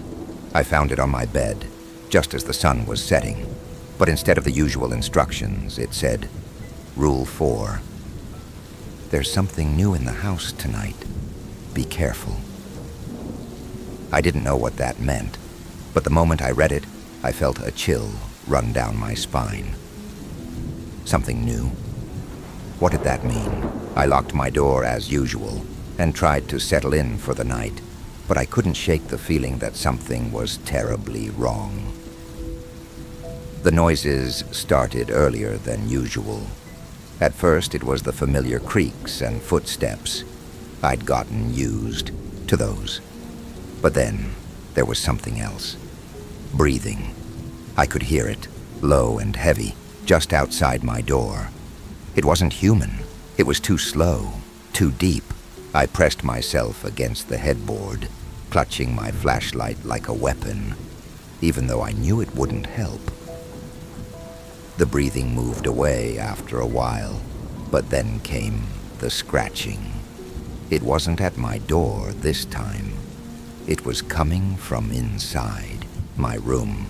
I whipped the flashlight around, scanning the walls, the ceiling, but there was nothing. The scratching grew louder, closer, until it felt like it was coming from beneath my bed. My heart pounded in my chest, my throat dry with fear. I didn't dare look under the bed. I was too scared of what I might find. The scratching stopped abruptly, replaced by a soft, childlike giggle. The sound of it froze the blood in my veins. It wasn't me. It wasn't my parents. Something was in the room with me. I backed up against the wall, holding the flashlight out in front of me like it could protect me from whatever was there. The giggling continued, soft and mocking. I whispered to myself, "It's not real. It's just a game." But I didn't believe it anymore. Suddenly, there was a loud bang on the door. The whole room seemed to shake with the force of it. I dropped the flashlight, plunging myself into darkness. The breathing was back, but this time, it was right outside my door. Bang! Another hit. The door shuddered. Bang! The lock rattled. Whatever was out there was trying to get in. I scrambled to pick up the flashlight, but my hands were shaking so badly I could barely hold it. The banging grew more violent, each hit sounding like the door was about to give in. And then, just as suddenly as it started, it stopped. Silence. Pure, deafening silence. I held my breath, waiting, listening for any sign of movement. Then, the voice returned, soft and sweet, like honey. "Ellie, it's okay. You can come out now." It was my mother's voice again, but this time, I knew it wasn't her. I didn't answer. I didn't move. I just sat there, frozen in fear, praying for the night to end. The voice called out again, more insistent this time. "Ellie, don't be scared. It's just a game." My hands were trembling, and I could barely hold on to the flashlight. The voice kept calling, but I stayed silent. I knew the rules. I knew I couldn't open the door. But then, something strange happened. The door, it began to unlock. I heard the soft click of the lock turning, and the handle slowly twisted. "No," I whispered, pressing myself further against the wall, willing the door to stay shut. But it was too late. The door creaked open, just a crack, but enough for me to see a shadow in the hallway. Something tall and thin, its limbs too long, its fingers clawed. It wasn't my mother. The creature stood in the doorway, unmoving, watching me. I could feel its eyes on me, even though I couldn't see its face. My heart was pounding in my chest, and I felt like I might pass out. And then, just as it stepped forward, the first rays of sunlight crept through the window. The creature recoiled, hissing like an animal, and within seconds, it was gone. The door slammed shut, and the house was quiet again. I didn't leave my room until the sun was fully up. When I finally opened the door, the house was just as it had been the night before. Silent, empty, as if nothing had happened. My parents were back, sitting at the kitchen table, drinking coffee like they always did. I stumbled in, shaken and pale, and told them everything. The creature, the scratching, the voice that wasn't my mother's. They just looked at me, exchanged glances, and then my dad laughed softly. "You must have had a bad dream," he said, shaking his head. Nothing like that happened, Ellie. It was just your imagination. My mom smiled that same strange smile and added, "You're safe now. It's over." But I knew better. I knew it wasn't just a dream. The fear, the things I'd heard and seen, they were real. They had to be. My parents didn't believe me. They never did, and that was the most terrifying part. Now, as an adult, with children of my own, I know the truth. Whatever haunted me in that house, whatever played that sick game, it's still out there, waiting. And it's hungry. I fear for the lives of my children. I'll never let them go through what I went through. I'll protect them at all costs, even if it means never celebrating Halloween, never letting the night touch them the way it touched me. Because I know deep down that it's only a matter of time before the game starts again. Halloween is coming. Story number 10. So I got home at around 11 p.m. Late night at the office turned into an even later night at the bar. About 4 drinks deep at this point, and I'm tired, just about ready to fall asleep as I stumble through the doorway. I lay down on the couch and reach for my bag of joints and spark one up as I pull YouTube on my laptop. I'm in the middle of watching some luxury cruise tour, close passing out, when I hear the front door open. I sit up and turn my head slightly, just enough to see my roommate coming in. He hangs his jacket in the closet and doesn't say anything and walks slowly to his room, which is normal enough. I'd been living with him for about 3 months, long enough for me to pick up on most of his tendencies. The guy really doesn't talk unless spoken to, which was far from a problem for me. He also generally kept things clean on his end, never causing much in the way of problems. I really couldn't complain. So I go back to watching YouTube, and about 5 minutes later I hear the shower in his room turning on. Once again, nothing strange. At this point, I'm watching bare-knuckle boxing highlights with my eyes half open, maybe 1 or 2 minutes away from passing out. I remembering waking up in darkness, my head hurting, my throat dry as hell. I sat up slowly, waiting for the grogginess to settle into something manageable. Once it did, I grabbed my phone, checked the time. Around 3:30 a.m. from what I remember. I was starving, and so I got up, began walking towards the fridge. And then I noticed it, a soft but ever-present noise in the background. It took me a few seconds to really recognize what it was. The shower. Suddenly the events of last night began replaying in my head. Drinking at the bar, Ubering home, laptop, couch, my roommate coming home, the shower turning on. I stood there for a while, trying to make sense of it. Maybe he went to bed and forgot to turn it off. I shook my head.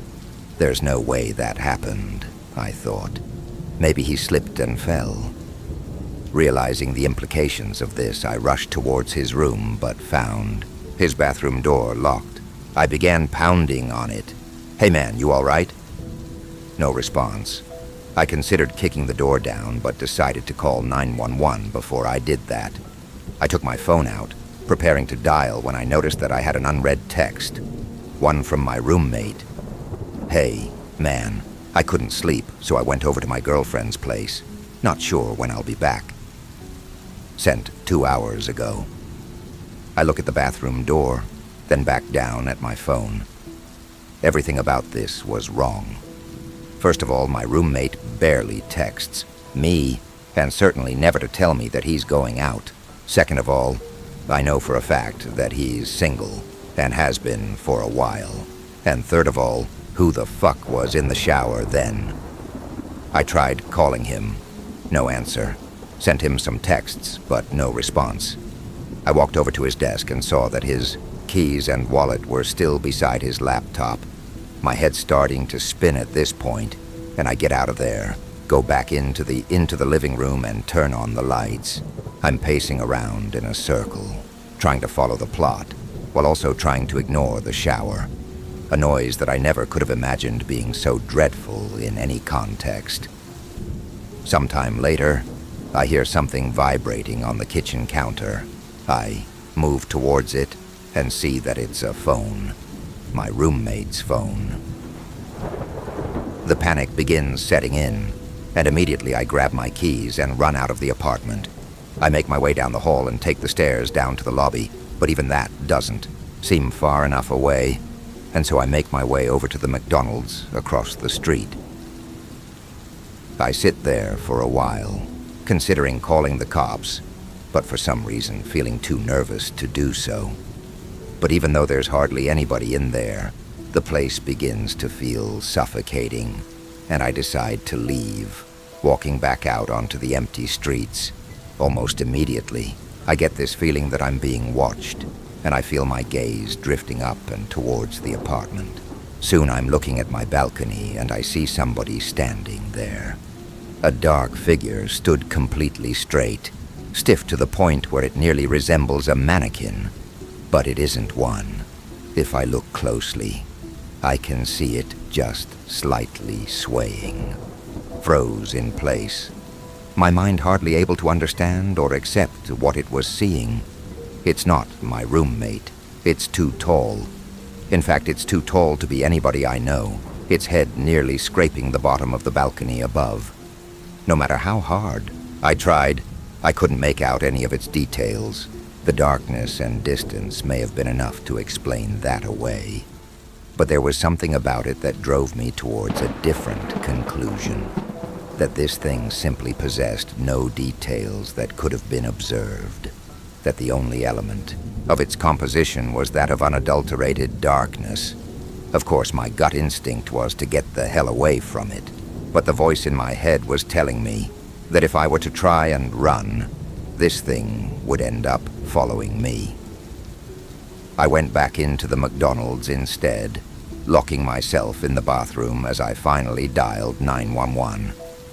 I told the operator that somebody had broken into my place, but that I had gotten out of there without them noticing, but that they were still in there.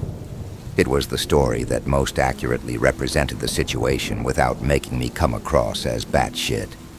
The operator told me that they'd be sending somebody over for me to hang tight. I left the bathroom, waiting at the table closest to the exit, until I could see the red and blue lights cutting through the darkness. I went outside to meet the cops, looking up at the balcony to find it empty, though the door to the living room had been left open. They pelted me with a bunch of questions that I found difficult to answer. Is the intruder armed? Do I have an idea who it might be? What are their intentions? I told them I didn't know, that I couldn't figure it out, but they just kept on asking. Soon I was practically yelling at them to go up there and check it out for themselves, and I suppose the terror in my voice was enough for them to begin taking this seriously. They told me to wait by the entrance, and I watched on as they entered the building. I was out there for a long time, growing increasingly anxious at the thought of what they were going to tell me when they came down. A few minutes later, the silence was broken by a single, muffled gunshot. My heart dropped into my stomach, and I continued to wait there, unsure of what to do otherwise. 20 more minutes of silence, and the officers still hadn't come down. Soon I could hear more of them approaching in the distance. Before I knew it, 4 more cop cars had pulled up around me, and the scene had fallen into chaos. Officers shouting over each other and into their radios, more questions being hurled my way, none of which I was able to answer. The next few sequences were mostly a blur, but I remember the building being evacuated, the tenants frightened and confused as they were ushered outside, while the officers became more and more frantic. I remembered hearing more scattered gunshots, some screaming, other noises that were difficult to make sense of. There were a few lapses in my memory after that. but I recall being pushed into the back of a police car. After being driven to the station, I was led into one of the interrogation rooms where I found two nondescript men in suits waiting for me. They didn't introduce themselves and immediately went into a series of questions, each one more bizarre than the last. What company was your roommate employed by? What was the nature of his job? How many different people have been inside your apartment since your roommate moved in? Have you ever heard voices inside the apartment from the hours of midnight to 3 a.m.? Voices that did not belong to your roommate. Have you ever seen a circle of people standing outside of the apartment from the hours of midnight to 3 a.m.? People that were exceptionally tall, and one of the most unsettling ones. Have you ever seen somebody standing at the foot of your bed upon waking up between the hours of midnight to 3 a.m., only for them to disappear moments later? If so, do you remember what they looked like? Any distinct features?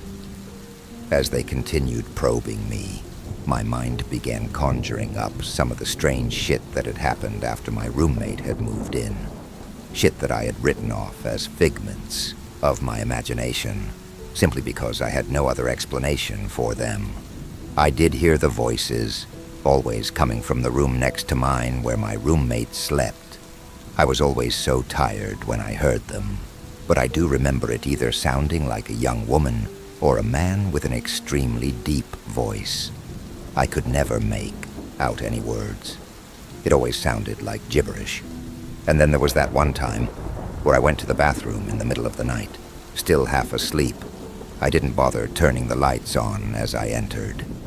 But as my eyes began adjusting to the dark, I could have sworn that somebody was already sitting on the toilet. Somebody extremely tall. Of course, when I turned on the lights, nothing was there. It was easy to chalk it up as a product of late-night drowsiness at the time, and I had never really thought about it since. After doing my best to give them useful information, the suits spent a good few minutes taking notes on their phones. Once they were done, they sat up quickly, told me that they'd be in touch before leaving the room. A cop came in a few minutes later and told me that since I couldn't return to the apartment, they would set me up in a nearby hotel until they were able to get the situation under control, and that I should stay put until they gave me a call. What happened? I asked him. What did you guys find up there? He stared at me for a long time, not as if he were deep in thought, but as if he held deep aversion for what he was considering telling me. Eventually, he just shook his head. I don't know, he said. I really don't know. I nodded, tried to smile, though I'm sure it didn't come across very well. It's the next day now, and I'm in the hotel. Of course, I couldn't sleep, couldn't really eat. The officer hasn't called me yet. When I try searching up information about the evacuation on the internet, all I can find are articles claiming that it was due to a fire. A fucking fire. I fell asleep, and I just woke up. It's 1 a.m. now, and I can hear the shower. Story number 11. My son, Alex, has always loved drawing. Crayons, markers, whatever he could get his little hands on. At first, it was the usual stuff. Dogs, stick figure family portraits, the occasional scribble that only he understood. But last month, his drawings changed. It started with a man, a tall figure with no hair, hollow eyes, and a stretched, too wide smile. The first time he showed it to me, I felt uneasy. "Who's this, buddy?" I asked, keeping my tone light. Alex grinned. "That's Mr. Threads." The name made my stomach twist. "Where did you hear that name?" "He told me," Alex said simply, like it was the most obvious thing in the world. "He stands in my doorway at night." I almost dropped the paper. At first I chalked it up to a child's imagination, Kids invent imaginary friends all the time, right? But the drawings didn't stop. They got worse. Every day, Alex brought me a new picture of Mr. Threads. The same elongated smile, the same hollow eyes, and every time Mr. Threads got closer. One drawing showed him at the end of the hallway, another in the living room, then standing behind me. The night I found a picture of Mr. Threads standing next to Alex's bed, I didn't sleep. Last night, I heard something. It was past midnight, and I was getting a glass of water when I heard Alex talking in his room. Soft, hushed whispers. I pressed my ear to the door. "But you don't have to be mad," Alex was saying. "I told her about you. She believes me now." A long silence.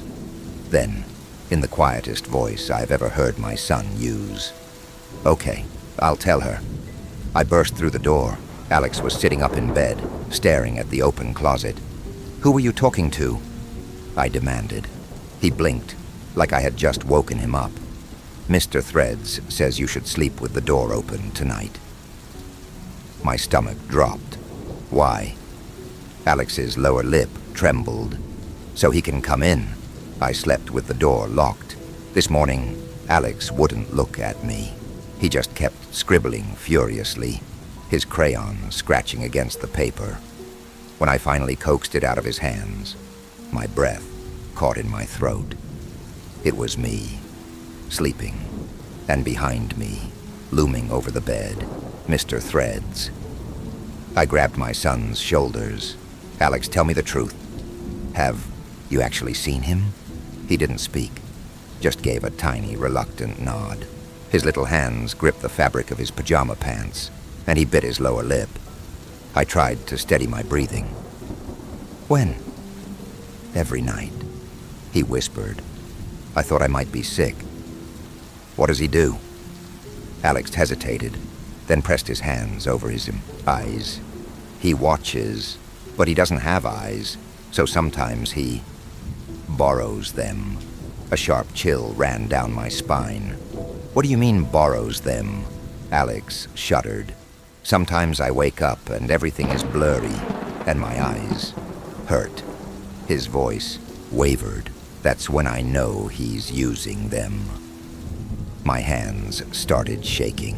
I ran to the bathroom, flipping the light switch, and studied my son's face. His pupils were dilated, like he'd been staring into pure darkness for hours. I turned his head gently to the side, checking under his eyes. Dark circles, so deep they looked bruised. "We're leaving," I said, my voice barely above a whisper. That night, I kept every light on in the house. I let Alex sleep in my bed, keeping him tucked close to me, his small fingers gripping my sleeve like he was afraid I'd disappear if he let go. I didn't blame him. I felt the same way. Sleep didn't come easy. Every shadow in the room felt like it was stretching toward us, reaching. I kept reminding myself that it was just in my head, just my own paranoia turning shapes into monsters. Then at 3:07 a.m., Alex gasped awake. I bolted upright. "What is it?" He trembled violently, clutching at his face. "Mom, my eyes, I can't see." I grabbed his shoulders. It's okay. I'm here. You're safe." But even as I said it, I saw the shift in the room. The light flickered, just once, then again, and the temperature dropped. I turned slowly toward the bedroom door. It was open. A long shadow stretched across the floor. Alex sobbed into my chest, his tiny fingers curling into fists. "He's here," he whimpered. I didn't look. I couldn't. Instead, I pulled Alex into my arms, stood up, and backed toward the farthest corner of the room. My heart slammed against my ribs, every instinct screaming at me to run, but I didn't know where to go. Then, the whisper came. "You see me now." I snapped my eyes shut, It was right there. I could feel it. A presence looming over us, stretching, growing, filling the room with something cold and unnatural. My breath came in shallow, rapid gasps. I felt something graze my cheek. I ran. I don't remember getting to the car. I barely remember buckling Alex in, my hands fumbling as I tried to still my shaking fingers. All I remember is driving, tearing down the street at 3:15 in the morning, refusing to look in the rear-view mirror. Alex sobbed quietly in the back seat. He knows where we're going. I didn't respond. I just kept driving. That was 3 days. Ago. We're at my sister's house now, staying in her guest room. Alex hasn't drawn anything since we left. He still wakes up in the middle of the night, though, gasping, clutching at his face, shaking uncontrollably. I don't know what to do. I don't know if running was enough. Because last night, I woke up to Alex standing by the window, his hands pressed to the glass. He's outside, he whispered. He wants to come in. And this morning, I found a drawing crumpled under his pillow, a sketch of my sister's house, with Mr. Threads standing at the front door. Story number 12. I'm terrified. People will believe I killed Nico. You see, if I call the police, they won't search for him. They won't care about bringing my boy home. No, they'll look for Occam's razor. A simple answer to satisfy a self-righteous bloodlust. They won't have to look too hard to find that simple answer either. After all, I'll be the one who reports him missing. A single father with a history of alcohol abuse, whose wife vanished 5 years prior. Can't think of a more perfect scapegoat. But God, please believe me, I would never hurt him. None of this is my fault. This is all because of the thing he found under the sand. The voice in the shell. Tusk. Its name is Tusk. It's okay, though. It's all going to be okay. I found a journal in Neko's room, hidden under some loose floorboards. I haven't read through it yet, but I'm confident it will exonerate me and lead me to where they took him, of course. For posterity, I'm transcribing and uploading the journal to the internet before I call in Neko's disappearance. I don't want them taking the journal and twisting my son's words to mean something they don't, just so they can finally put me behind bars. This post will serve as a safeguard against potential manipulation. That said, I'll probably footnote the entries with some of my perspective as well. You know, for clarity. I'm confident you'll agree that my input is necessary. If I learned anything during the protracted investigation into Sophia's disappearance 5 years ago, it's that no single person can ever tell a full story. Recollection demands context. Marcus, May 16th, 2025. Dad agreed to a trip. It took some convincing, but Dad and I are going to the beach this weekend. I think it's been hard for him to go since Mom left. The beach was her favorite place. He tries to hide his disgust. Every time I bring her up, Dad will turn his head away from me, like he can't control the nasty expression his face makes when he thinks about her. But he doesn't want to show me either. 1. I'm 13 years old. I can handle honesty, and I want the truth, whatever it is. Last night he was uncharacteristically sunny, humming out of tune as he prepared dinner. Grilled cheese with sweet potato fries. Mine was burnt, but I didn't want to rock the boat, so I didn't complain. He still thinks that's my favorite meal, even though it hasn't been for years. I didn't correct him about that. I thought he might have been drunk, too. But I didn't find any empty bottles in his usual hiding places when I checked before bed. Nothing under the attic floorboards, nothing in the back of the shed. Dad surprised. Me, though, when I asked if we could take a trip to the beach tomorrow. He said, yes, 1. I struggled a lot in the weeks and months that followed Sophia's disappearance, and I'm ashamed to admit that I wore my hatred for the woman on my sleeve, even in front of Nico. She abandoned us, but I've long since forgiven her. Now, when I think of her, all I feel is a deep, lonely heartache, and I do attempt to hide that heartache from my son. He's been through enough. I've been sober for 3 years. May 17th, 2025. Our day at the beach. It wasn't the best trip. Not at the start, at least. Dad was really cranky on the ride up. Called the other drivers on the road bastards under his breath, and only gave me one-word answers when I tried to make conversation. After a few pit stops, though, he began to cheer up. Asked me how I was doing in school. Started singing to the radio. He even laughed when I called the truck driver a bastard because he was driving slow and holding us up. I got too wrapped up in the moment and made a mistake. I asked why Mom liked the beach so much. He stopped talking, stopped singing, said he needed to focus on the road. Things got better on the beach, but I lost track of Dad. We were building a sandcastle, but then he told me he needed to go to the bathroom. 3. About half an hour later, I was done with the castle. Unsure of what else to do, I started digging a moat. That's when I found the hand. My shovel hit something squishy. I thought it was gray seaweed, but then I noticed a gold ring and a knuckle. It was a finger, wet and soft, but not actually dead. When it wiggled, I wasn't scared, not at all. It wasn't until I began writing this that I realized how weirdly calm I was. Eventually, I dug the whole hand out. It was balled into a fist. I looked around, but everyone who had been on the beach before was gone. All the people and their umbrellas and their towels disappeared. I wasn't sure when they all left. Well, actually, there was one person. They were watching us from the ocean, 4. I could see their blue eyes and their black hair peeking out above the waves. I looked back at the hole and the hand, and I tapped it with the tip of my shovel. It creaked, opened, strange and delicate, like a Venus flytrap.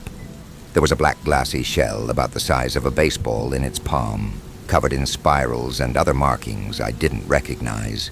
I picked it up and brought it close to my face. It smelled metallic, but also like sea salt, I put the mouth of the shell up to my ear to see if I could hear the ocean, but I couldn't. Instead, I could hear someone whispering. I couldn't understand what they were saying, but that didn't seem to matter. I loved listening anyway. When Dad got back, his cheeks were red and puffy. He was fuming. I asked him to look into the hole. He wouldn't. He refused. Dad said he just couldn't do it. 6. I don't recall much about the rest of the day, but the shell was still in my pocket when we got home. 7. And that made me happy. It's resting on my nightstand right now, and I can finally hear what the whispers are saying. It's a person, or something like a person. Maybe an angel? Their name is Tusk. Tusk says they're going to help me become free. Oh, for so early in the season, the beach was exceptionally busy. The line for the nearest bathroom stall was easily 30 people long, and that's a conservative estimate. There shouldn't have been anyone in the ocean that day. The water was closed because of a strong riptide. That's what Nico's room smelled like this morning. Brine and steel. 6. When I got back to Nico, there wasn't a hole, or a hand, or even a sandcastle. He didn't ask me anything either. My son was catatonic, staring into the ocean, making this low-pitched whooshing sound, but otherwise unresponsive. He came to when we reached the ER, that's the 7. He did bring home the shell. It wasn't a hallucination like the person in the ocean or the hand. That said, it wasn't in his pockets when he was examined in the ER. I helped him switch. into a hospital gown. There wasn't a damn thing in his swim trunks other than sand. The May 18th, 2025. Tusk and I stayed home from school with Ms. Winchester. Dad says we haven't been feeling well and that we need to rest. 8. That's why he's forcing us to stay home today. I'm not sure what he's talking about. Tusk and I feel great, but I don't mind missing my algebra test either. I just wish he didn't ask Miss Winchester to come over. 9. I'm 13 now, and I have Tusk. We don't need a babysitter, and especially not one that's a worthless sack of arthritic bones like her. 10. In the end, though, everything worked out okay. Tusk was really excited to go on an expedition today, and they were worried that Miss Winchester would try to stop us. She did at first, which aggravated Tusk. I felt the spirals and markings burning against my leg from inside my pocket. But once I explained why we needed to go into the forest, had her hold Tusk, while I detailed how important the expedition was, Ms. Winchester understood. 11. She even helped us find my dad's shovel from the garage. She wished us luck with finding Tusk's crown. We really appreciated that. 8. Nico had been acting strange since that day at the beach. His pediatrician was concerned that he may have been experiencing subclinical seizures and recommended keeping him home from school while we sorted things out. Ms. Winchester has been our neighbor for over a decade. During that time, Nico has become a surrogate child to the elderly widow. When Sophia would covertly discontinue her meds, prompting an episode that would see her disappear for days at a time, Ms. Winchester would take care of Nico while I searched for my wife. Sophia was never a huge fan of the woman, a fact I never completely understood. If Ms. Winchester ever critiqued my wife, it was only in an attempt to make her more motherly. She's been such a huge help these last few years. 10. My son adored Ms. Winchester, and I've never heard him use the word arthritic before in my life. 11. When I returned from work around 7 p.m., there was no one home.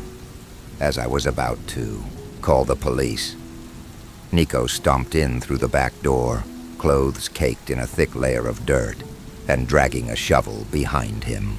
I won't lie, my panic may have resembled anger. I questioned Nico about where he'd been and where the hell Ms. Winchester was. He basically recited what's written here. Nico had been out in the forest behind our home, digging for Tusk's crown. That's the first time he mentioned Tusk to me. Still didn't explain where Ms. Winchester had gotten off to. Our neighbor's house was locked from the inside, but her car was in the driveway. When she didn't come to the door, no matter how forcefully, I knocked. I called 911 and asked someone to come by and perform a wellness check. Hours later, paramedics discovered her body. She was sprawled out, face down in her bathtub, clothes on, with the faucet running. The water was scalding hot, practically boiling. The tub was a goddamned cauldron, did a real number on her corpse. Thankfully, her death had nothing to do with the hellish bath itself. She suffered a fatal heart attack and was dead within seconds, subsequently falling into the tub. Apparently, Ms. Winchester had been dead since the early morning, 9 a.m. or so. But I had called her cell phone on my way home to check on Nico. 6:30 p.m., give or take. She answered, told me everything was all right. Nico was acting normal, back to his old self. Even better than his old self, she added. May 21st, 2025.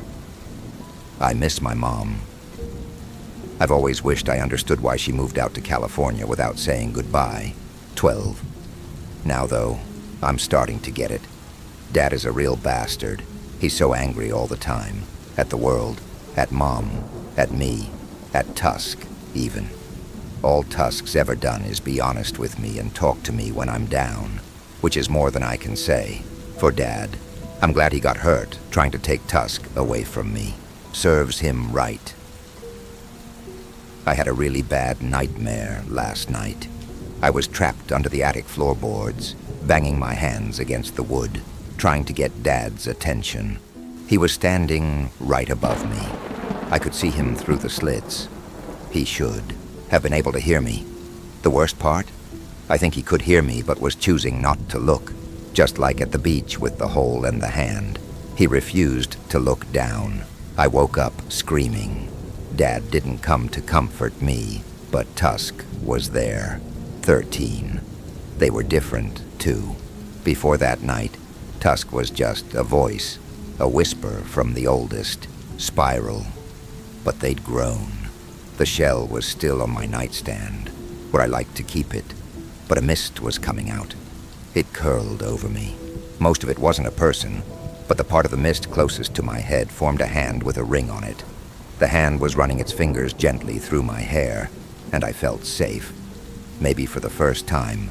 Then, out of nowhere, Dad burst into the room, about 14, yelling about how he needed to sleep for work, and that we were being too loud, how he was tired of hearing about Tusk.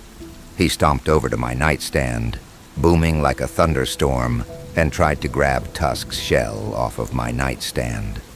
Dad screamed and dropped Tusk perfectly back into position. His palm was burnt and bloody. I could smell it. I laughed. I laughed. And I laughed. And I laughed. And I told Tusk that I was ready to be free. When I was done laughing, I wished my dad a good night, turned over, but I did not fall asleep. Then 15. I waited. Early in the morning, right at the crack of dawn, we found Tusk's crown by digging at the base of a maple tree, only half a mile from the backyard. Turns out, Tusk knew where it had been the whole time. They just needed to make sure I was ready. 12. Sophia would frequently daydream about moving out to the West Coast. Talked about it non-stop. So that's what I told an 8-year-old Nako when she left. Your mother went to California. It felt safer to have him believe his mother had left to chase a dream, rather than burden my son with visions of a grimmer truth that I've grappled with day in and day out for the last 5 years. I wanted to exemplify Sophia as a woman seduced by her own wild, untamed passion, rather than a person destroyed by a dark, unchecked addiction. Eventually, once the investigation was over, everyone was in agreement. Sophia had left for California. 13. If he did scream, I didn't hear it. 14. I was on my way back from the kitchen when I passed by Nico's room. He shouted for me to come in. I assumed he was out cold, so the sound nearly startled me into an early grave. I paced in, wondering what could possibly be worth screaming about at 3 in the morning, and he asked me the same question he'd been asking me every day, multiple times a day since the beach. Where's Tusk's crown? Where's Tusk's crown, Dad? Where did you hide it, Dad? From that point on, I can't confidently say what I witnessed. To me, it didn't look like a mist, more like a smoke, dense and black, like what comes off of burning rubber. I didn't see a hand petting my son, either. I saw an open mouth with glinting teeth above his head. I rushed over to his nightstand, reaching my hand out to pick up the shell so I could crush it in my palm. The room was spinning. I stumbled a few times, lightheaded from the fumes, I guess. The shell burned the imprint of a spiral into my palm when I picked it up. 15. I couldn't deal with the sound of my son laughing, so I slept downstairs for the rest of the night. When I woke up, he was gone, and his room smelled like brine and steel. May 21st, 2025. A message for you, Marcus. By the time you're reading this, we'll be gone. And in case you haven't figured it out yet, this journal was created for you and you alone. When you first found it, though, did you wonder how long Nico had been journaling for? Did you ever search through your memories, trying to recall a time when he expressed interest in the hobby? I mean, if it was a hobby of his, why did he never talk about it? Or, God forbid, maybe your son had been talking about it plenty and often, but you couldn't remember those instances because you weren't actually listening to the words coming out of his mouth. Or maybe he's never written in a journal before, not once in his whole miserable life. So hard to say for certain, isn't it? The ambiguity must really sting, or burn, or feel a bit suffocating, almost like you're drowning. Hey, don't fret too much. Chin up, sport. Worse comes to worse, there's a foolproof way to deal with all those nagging questions without answering them, thereby circumventing their pain and their fallout. You're familiar with the tactic, aren't you? Sure, you are. You're the expert, the maestro, the god-forsaken alpha and omega when it comes to this type of thing. Bury them. Take a shovel out to a fresh plot of land in the dead of night and just bury them all. All of your doubt, your vacillation, your fury. Bury them with the questions you refuse to answer. Out of sight, out of mind. Isn't that right? And if you encounter a particularly ornery question, one that's really fighting to stay above water, wink wink, that's okay too. Those types of questions just require a few extra steps. They need to be weakened first, tenderized, exhausted, broken, burned, drowned, buried. I hope you're picking up on an all too familiar pattern. In any case, Nico and I are gone. Don't fret about that either, big man. I'll be thoughtful. I'll let you know where we're going. California. We're definitely going to California. Oh, last thing. You have to be curious about the name. Tusk. It's a bad joke. Or maybe a riddle is a better way to describe it. Don't hurt yourself for trying to put it together, and don't worry about burying it either. I'll help you. So, our son kept asking for Tusk's crown. Now ask yourself, what wears a crown? Kings, queens, beauty pageant winners, teeth, like a dental crown? Something only a set of previously used molars may have? Something that could be used to identify a long, decomposed body? A dental record, perhaps? I can practically feel your dread. I can very nearly taste your panic. What a rapturous thing. Why am I still transcribing this? You must be screaming in your head, eyes glazed over, fingers typing mindlessly. Why have I lost control? Well, if you thought Tusk's crown was bad, buckle up. Here's a really bad joke. You've never had control, you coward. You've always been spiraling. You've just been proficient at hiding it. Not anymore. Nico dug up my skull, Marcus. The cops are probably digging up the rest of me as you type this. It's over. Now stay right where you are until you hear sirens in the distance. From there, I'll let you go. Give you a head start running because you earned it. I mean, you've been forced to sit through enough of your own bullshit while simultaneously outing yourself for the whole world to see. I'm satisfied. Hope you learned something, but I wouldn't say I'm optimistic. Wow, isn't a real goodbye nice, sweet, blissful closure? Welp, good luck and Godspeed. Living on the lam, lovingly yours, Sophia. I'm sorry. You survived, for now. But the shadows aren't done with you yet. If this story gave you chills like the video, share it with someone who dares to watch and comment your thoughts, especially if you're watching in the dark. Subscribe to Spectral Shadows, where fear never sleeps, and the next nightmare is always waiting. We'll be watching.